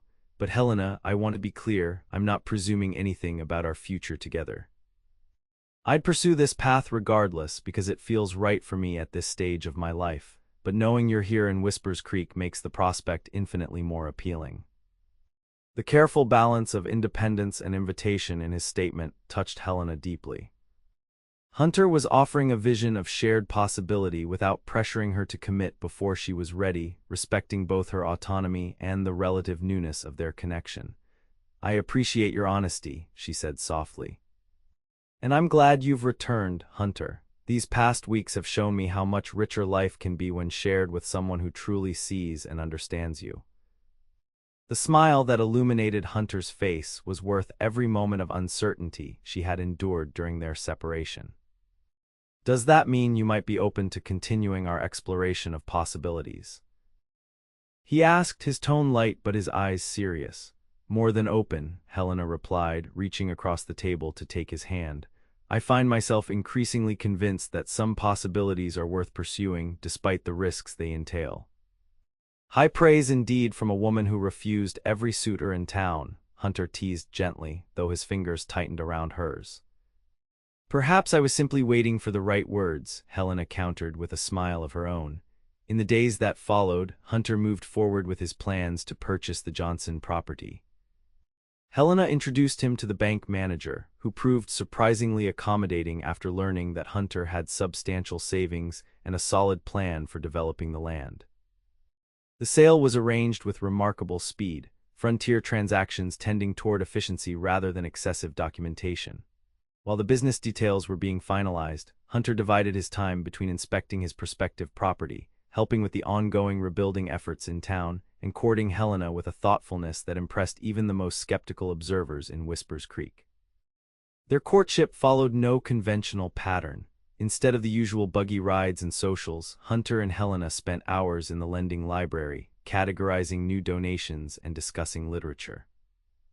They worked side by side during community-building efforts, passing tools and sharing water from the same dipper. In the evenings, they often sat on the mercantile's small porch, reading aloud to each other from favorite volumes while the town's life continued around them. You realize you're scandalizing half the town and confounding the other half, Abigail Winston remarked to Helena one afternoon as they organized books in the newly expanded library. A proper courtship should involve more chaperone dances and fewer discussions of Walt Whitman. Then I suppose we are engaged in an improper courtship, Helena replied with a smile. Which seems fitting, as neither Hunter nor I has much use for convention for its own sake. Well, I think it's wonderful, Abigail declared, though I admit to some envy. Most of my suitors can barely manage, you look pretty, without exhausting their conversational abilities. Helena laughed. Perhaps we should establish higher literary standards for courtship in Whispers Creek. Heaven help us, Abigail groaned. We'd all die spinsters. 2 weeks after Hunter's return, he officially took possession of the Johnson property. The transaction complete, he invited Helena and her father to ride out and see the place that afternoon. I want your honest opinions, he told them as they approached the property in James's buggy. Especially about the house. I can see its potential, but I might be overlooking problems a fresh perspective would catch. The land itself was everything Hunter had described, gently rolling prairie with adequate water, good grazing, and enough timber along the creek to provide for building needs and winter fuel. The house stood on a small rise overlooking the creek, its weathered clapboards and sagging porch telling the story of recent neglect but solid original construction. "Old Johnson built to last," James observed as they examined the structure. "The roof needs work before winter sets in properly, and those porch supports should be replaced, but the foundation is sound." "The inside is basic but serviceable," Hunter said, leading them through the simple four-room layout. "Kitchen, main room, and 2 bedrooms. The previous owner's furniture was taken east, but that's probably for the best, gives me the opportunity to start fresh." As Hunter and James discussed necessary repairs and improvements, Helena found herself wandering through the small house, imagining how it might look with new curtains, fresh paint, bookshelves along the walls. Despite its current shabbiness, she could see the potential for a comfortable, welcoming home. "What do you think?" Hunter asked, coming to stand beside her as she gazed out the front window at the view of distant hills. "I think it has good bones," Helena replied honestly, "and remarkable potential." She turned to face him. "It suits you somehow, unpretentious but solid, with room to grow." Hunter's expression warmed at her assessment. "High praise," he said softly. "Do you think you could be happy in a place like this?" "Not immediately," he added quickly, "but eventually, when we've had time to know each other better." The direct question caught Helena off guard, though perhaps it shouldn't have. Hunter had been clear about his intentions since his return, and his purchase of the property represented a significant commitment to remaining in Whispers Creek. "Yes," she said simply, surprising herself with the certainty she felt. "I could be very happy here." Something in Hunter's face relaxed at her words, a tension easing that she hadn't fully registered until it was gone. "Good," he said, "that means everything to me." On the ride back to town, plans were made for the most immediate repairs. James offered the use of the mercantile's wagon for transporting materials, while Hunter outlined his priorities: roof first, then windows and doors properly sealed against the coming winter, interior improvements to follow as time and resources allowed. "You'll need help," James observed. "Even with your carpentry skills, some of those tasks require more than one pair of hands." "The rebuilding in town is nearly complete," Hunter replied. "I'm hoping some of the men who worked on that project might be willing to assist for fair wages." "I expect they will," James agreed, "especially with winter coming on and work growing scarcer. And I'm not without some skill with tools myself, despite my merchant's hands." "I would welcome your assistance, sir," Hunter said sincerely. "Then you shall have it," James promised. "We can't have Helena's potential future home falling down around your ears, can we?" The casual reference to Helena's future connection to the property brought a flush to her cheeks, but she made no effort to correct her father's assumption. The possibility of a life with Hunter had moved from abstract speculation to concrete consideration in her mind, particularly after seeing the land and house that might one day be their shared home. The following week saw remarkable progress on the Johnson place, now increasingly referred to as Hunter's Ranch by the townspeople. True to James's prediction, several men from town were willing to work for fair wages, grateful for employment as winter approached. Hunter's knowledge of construction proved invaluable, allowing him to direct the efforts efficiently while contributing his own substantial labor. Helena rode out to the property frequently, sometimes with her father but often alone, bringing food for the workers and offering her opinion on various improvements. To her surprise, Hunter genuinely valued her input, incorporating her suggestions about the placement of windows to maximize light, the arrangement of the kitchen for efficiency, and the addition of built-in bookshelves in the main room. "You have a good eye for how a space should function," he told her one afternoon as they stood in the partially renovated main room, discussing the placement of a new stove. "Better than mine in many ways." "Years of arranging merchandise in the mercantile," Helena explained, though pleased by his recognition. "You learn to consider flow and accessibility, what draws the eye and what functions well together." "It's more than that," Hunter insisted. "You have an innate sense of what makes a house feel like a home." The observation touched Helena deeply. She had indeed been thinking of the house in those terms, not just as a functional structure but as a potential home, with spaces for cooking and reading, for conversation and quiet reflection, for the daily rhythms of a shared life. By early December, the most critical improvements were complete. The roof had been thoroughly repaired, the windows and doors made weathertight, the chimney cleaned and secured. The interior was still spare, with minimal furniture that Hunter had either constructed himself or purchased second-hand, but it was clean, sound, and increasingly comfortable. "You should be proud of what you've accomplished in such a short time," Helena told him as they stood on the newly rebuilt porch, watching the sun set over the distant hills. "Most men would have required twice as long to make the place habitable." "I had proper motivation," Hunter replied, his arm around her shoulders. "Knowing each improvement brings us one step closer to a future I can now envision clearly." Helena leaned into his embrace, still marveling at how natural it felt to be held by him, how completely her initial reservations had given way to genuine affection and deepening love. In the weeks since Hunter's return, their relationship had developed with a steadiness that belied its relatively brief duration. They had moved from careful exploration to confident attachment, their compatibility evident in both practical matters and deeper values. "Will you stay for supper?" Hunter asked. "I'm no gourmet, but I can manage a decent stew." "I'd like that," Helena replied, "though Father will worry if I'm not back before full dark." "I'll hitch up the wagon and drive you home myself," Hunter promised. "I wouldn't want James thinking I'm anything less than a perfect gentleman." The simple domestic evening that followed, sharing a meal at Hunter's roughly made table, discussing books and ranch plans and town gossip, felt remarkably right to Helena. She could envision a lifetime of such evenings, the two of them building something meaningful together in this place that already felt more like home than the apartment above the mercantile ever had. As December progressed, bringing colder weather and occasional snow, Hunter divided his time between continuing work on the ranch and helping at the mercantile. The winter months were often slower for retail business but required extensive inventory and planning for spring orders. Hunter's organized mind and practical approach proved as valuable in the store as they had on his property. "You're a natural merchant," James observed one evening after Hunter had spent the day helping reorganize the storeroom.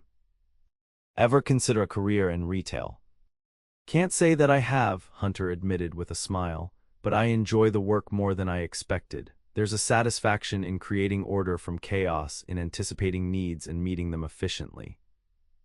"The same principles apply to most worthwhile endeavors," James noted.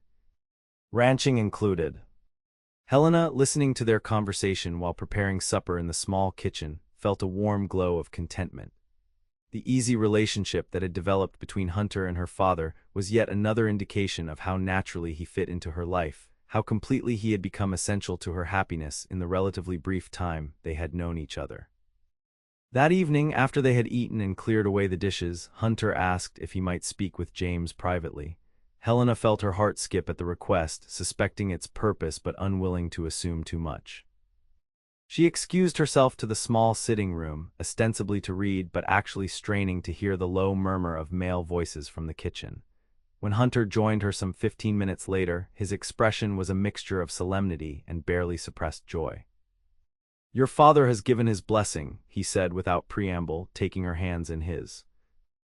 "If you're willing to accept my proposal." "You haven't actually proposed yet," Helena pointed out, her voice steady despite the rapid beating of her heart. Hunter laughed softly. "Always precise," he murmured. "One of the many things I love about you." He sank to one knee before her chair, still holding her hands. "Helena Lawson, these past months have shown me possibilities I thought were lost forever. You've brought light back into my life, challenged my assumptions, made me believe in futures I had abandoned. Would you do me the extraordinary honor of becoming my wife?" The question, though anticipated, still caught Helena's breath in her throat. 4 months earlier, she had been firmly convinced that the frontier was no place for romantic entanglements, that vulnerability inevitably led to pain, that isolation was the only safe response to a harsh and unpredictable environment. Now, looking into Hunter's earnest face, she wondered how she could ever have been so mistaken. "Yes," she said simply, "I would be honored to become your wife, Hunter Holt." His smile was like sunrise breaking over the mountains as he rose to embrace her. "Thank you," he whispered against her hair, "for trusting me, for believing in what we can build together." "Thank you for being patient," Helena replied, for understanding that walls take time to dismantle, especially when they've been carefully constructed over years. Hunter drew back slightly to look at her. "Some things are worth waiting for," he said softly, "worth any amount of patience or effort required to achieve them." Their kiss sealed the promise, tender yet profound, an acknowledgment of how far they had come and an anticipation of the journey still ahead. When they returned to the kitchen to share their news with James, his beaming face suggested he had harbored little doubt about the outcome of Hunter's proposal. "I couldn't wish for a better son-in-law," he declared, embracing them both. "Or a more suitable partner for my daughter." "When shall the wedding be?" Helena asked, practical considerations asserting themselves even in the midst of emotional celebration. Hunter and James exchanged glances. "I suggested spring," James said, "after the worst of winter has passed but before the ranch demands too much of Hunter's time." "April, perhaps," Hunter suggested. "That would give us time to prepare properly and the house should be fully ready by then." "April would be perfect," Helena agreed, already envisioning wildflowers for her bouquet and spring sunshine warming their wedding day. News of their engagement spread quickly through Whispers Creek, eliciting a variety of reactions that ranged from genuine pleasure to bemused surprise. Most of the town seemed to view the match as unexpected but ultimately fitting, the reserved shopkeeper and the literary cowboy somehow complementing each other in ways that made sense despite their apparent differences. "I told you he was different from the moment he walked into that library meeting," Martha Miller reminded Helena with satisfaction. "A man who values books and learning is a man worth considering, no matter his occupation." "You were right," Helena acknowledged with a smile. "Though I'm not sure I was ready to hear it at the time." The winter months passed in a blur of activity as Helena divided her time between her duties at the mercantile, preparations for the wedding, and frequent visits to the ranch to help with interior improvements. She and Hunter worked side by side installing bookshelves, painting walls, hanging curtains she had sewn herself from fabric ordered specially from Chicago. "It's beginning to feel like a real home," Hunter observed one afternoon in late February as they stood in the main room, now transformed with warm colors, comfortable furnishings, and books lining the newly installed shelves. "It already is a home," Helena replied, slipping her arm through his. "It has been from the moment you decided to make it yours." Hunter turned to face her, his expression suddenly serious. "No," he said softly, "it becomes a home when you're here. The rest is just a house, walls and roof and floor. You're what transforms it into something more." The simple declaration, delivered with such quiet certainty, brought tears to Helena's eyes.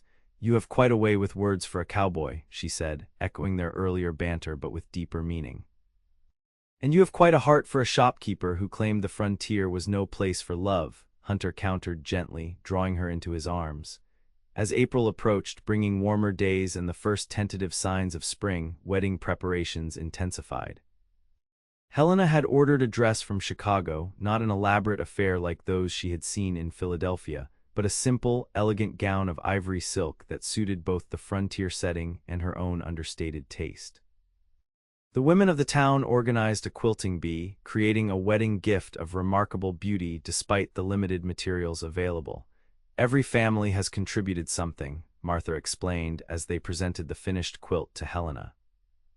"A scrap of fabric with meaning, a child's outgrown dress, a husband's Sunday shirt too worn for church but too good to discard, even pieces of the curtains that survived the fire." Helena ran her fingers over the intricate patchwork, recognizing bits and pieces of Whispers Creek's collective life. "It's beautiful," she said, genuinely moved, "and so meaningful, like having the entire town woven into the very fabric of our marriage." "That's exactly what we intended," Martha replied, squeezing her hand. "You may have kept us at a distance for years, my dear, but this town has always considered you one of our own." The wedding day dawned clear and mild, with a gentle breeze carrying the scent of new growth and promise. Helena stood before the small mirror in her room above the mercantile, hardly recognizing the radiant woman who gazed back at her. The ivory silk gown complemented her fair coloring, while her honey-blonde hair had been arranged in an elegant style, adorned with tiny wildflowers gathered that morning. "Your mother would be so proud," James said from the doorway, his voice rough with emotion. "You look just like her on our wedding day." Helena turned, extending her hands to her father, do you think she would approve of Hunter of our plans? Without question, James replied firmly. Elizabeth always wanted you to find someone who would value your mind as much as your heart, who would see you truly and love you completely. Hunter is that man. The ceremony itself was held in the small white church, now filled to capacity with what seemed like the entire population of Whispers Creek. Hunter waited at the altar, his tall figure impressive in a new dark suit, his expression transforming from nervous anticipation to wondering joy as Helena walked down the aisle on her father's arm. Pastor Miller conducted the service with dignified simplicity, speaking of commitment and partnership, of building a life together that could withstand the challenges of the frontier through mutual respect and enduring love. When Helena and Hunter exchanged vows, their voices were clear and certain, carrying to the farthest corners of the church. I, Hunter, take you, Helena, to be my lawfully wedded wife, Hunter promised, his eyes never leaving hers. To have and to hold from this day forward, for better, for worse, for richer, for poorer, in sickness and in health, to love and to cherish, until death do us part. I, Helena, take you, Hunter, to be my lawfully wedded husband, Helena responded, the words feeling like the most natural truth she had ever spoken. To have and to hold from this day forward, for better, for worse, for richer, for poorer, in sickness and in health, to love and to cherish, until death do us part. The exchange of rings, simple gold bands that represented not ostentatious display but lasting commitment, sealed their promises. When Pastor Miller pronounced them husband and wife, Hunter's kiss was both tender and triumphant, a perfect expression of the journey that had brought them to this moment. The celebration afterward filled the church hall and spilled onto the grounds, with tables laden with food contributed by every household in town. There was music and dancing, laughter and occasional happy tears, the community coming together to honor the union of two people who had found in each other the perfect completion of themselves. As evening approached, Hunter and Helena prepared to depart for their new home, no elaborate honeymoon journey, but the beginning of their shared life in the house they had renovated together. James embraced them both, his eyes suspiciously bright. Be happy, he said simply. That's all a father could wish for his children. You'll visit often? Helena asked, suddenly aware of the separation this new chapter would bring, despite the relatively short distance between the ranch and town. So often you'll be sick of the sight of me, James promised with a smile, but not for a week or two, I think. Give yourselves time to settle into married life without your old father underfoot. The ride to the ranch was peaceful, the spring evening mild and fragrant with new growth. Hunter had decorated the wagon with ribbons and flowers, a touch of celebration that touched Helena deeply. As they approached the property, their property now, she felt a surge of emotion at the sight of lamplight glowing in the windows, welcoming them home. It looks like something from a fairy tale, she said softly, an enchanted cottage waiting for us. Our very own happy ending, Hunter agreed, helping her down from the wagon, though I prefer to think of it as a beginning rather than an ending. He lifted her in his arms to carry her across the threshold, a traditional gesture that made Helena laugh despite its predictability. Inside, the house was warm and inviting, with fresh flowers on the table and the quilt from the town's women spread across their bed. Welcome home, Mrs. Holt, Hunter said as he set her gently on her feet in the main room. It sounds strange, Helena admitted, but wonderful too, like a new identity to match this new chapter of my life. You're still Helena, Hunter assured her, tucking a strand of hair behind her ear. Still the remarkable woman who refused every suitor in town until a certain cowboy's gentle words changed everything. Is that how you see our story? Helena asked, smiling at his characterization. It's one version, Hunter acknowledged, though perhaps not the most accurate. Stubborn shopkeeper finally recognizes the worth of a persistent cowboy might be closer to the truth. Helena laughed, relaxing into his embrace. Or two wounded souls find healing in each other despite frontier hardships, she suggested. I like that one, Hunter said softly, his expression growing more serious. Because it acknowledges what we've overcome to reach this point, and what we've given each other along the way. As night settled around their small home, Hunter and Helena moved naturally into the intimacy of marriage, their connection deepening through physical expression of the love that had grown between them over the preceding months. In the gentle darkness of their bedroom, with the handmade quilt a testament to community surrounding them, they discovered new dimensions of belonging and acceptance. Later, as they lay entwined beneath the quilt, Helena rested her head on Hunter's chest, listening to the steady rhythm of his heart. "I never imagined this," she confessed quietly. "When you first walked into the mercantile, I never dreamed we would end up here like this." "No," Hunter's fingers traced lazy patterns on her bare shoulder. "I did. Not immediately, perhaps, but certainly by the time we shared that first picnic. Something in me recognized something in you, a complementary piece I didn't know was missing until I found it." Helena tilted her head to look at him. "When did you know for certain that this was what you wanted?" Hunter considered the question seriously. "The library committee meeting," he said finally. "Watching you discuss books with such passion, seeing how much you cared about bringing literature to this small frontier town, that's when I knew you were someone extraordinary, someone worth changing my life for." "And for me, it was when you quoted Tennyson," Helena admitted. "Not just the fact that you knew the poetry, but the way you understood its deeper meaning. In that moment, you stopped being merely a cowboy passing through and became a person of substance and depth." Hunter smiled in the darkness. "So literature brought us together after all." "Among other things," Helena agreed. "But yes, words were the beginning, your gentle words that somehow found their way past all my carefully constructed defenses." As they drifted toward sleep, Helena felt a profound sense of rightness, as if all the seemingly random events of her life had been leading inevitably to this moment, this place, this man beside her. The frontier that had once seemed so harsh and unforgiving had ultimately provided the setting for a love she would never have found in Philadelphia's drawing rooms or Boston's college halls. "I love you," she whispered, the words both declaration and promise. "And I love you," Hunter replied, drawing her closer, "today and all the days to come." In the years that followed, Hunter and Helena built a life together that balanced hard work with deep joy, practical necessities with intellectual pursuits. The ranch prospered under Hunter's careful management, gradually expanding as circumstances allowed. Helena continued to assist her father at the mercantile several days a week, while also developing the lending library into a true community resource that drew praise from territorial officials and visiting dignitaries alike. When their first child was born, a daughter they named Elizabeth, after Helena's mother, the community of Whispers Creek celebrated with the same enthusiasm they had shown at the wedding. James doted on his granddaughter, spending increasing amounts of time at the ranch and eventually moving in permanently when the stairs above the mercantile became too difficult for his aging knees. 2 more children followed, sons who combined Hunter's height with Helena's quick intelligence, boys who were as comfortable with books as they were on horseback. The Holt Ranch became known throughout the territory, not only for its well-managed cattle operation, but also for its remarkable library, housed in a purpose-built extension that Hunter constructed as a 5th anniversary gift to his wife.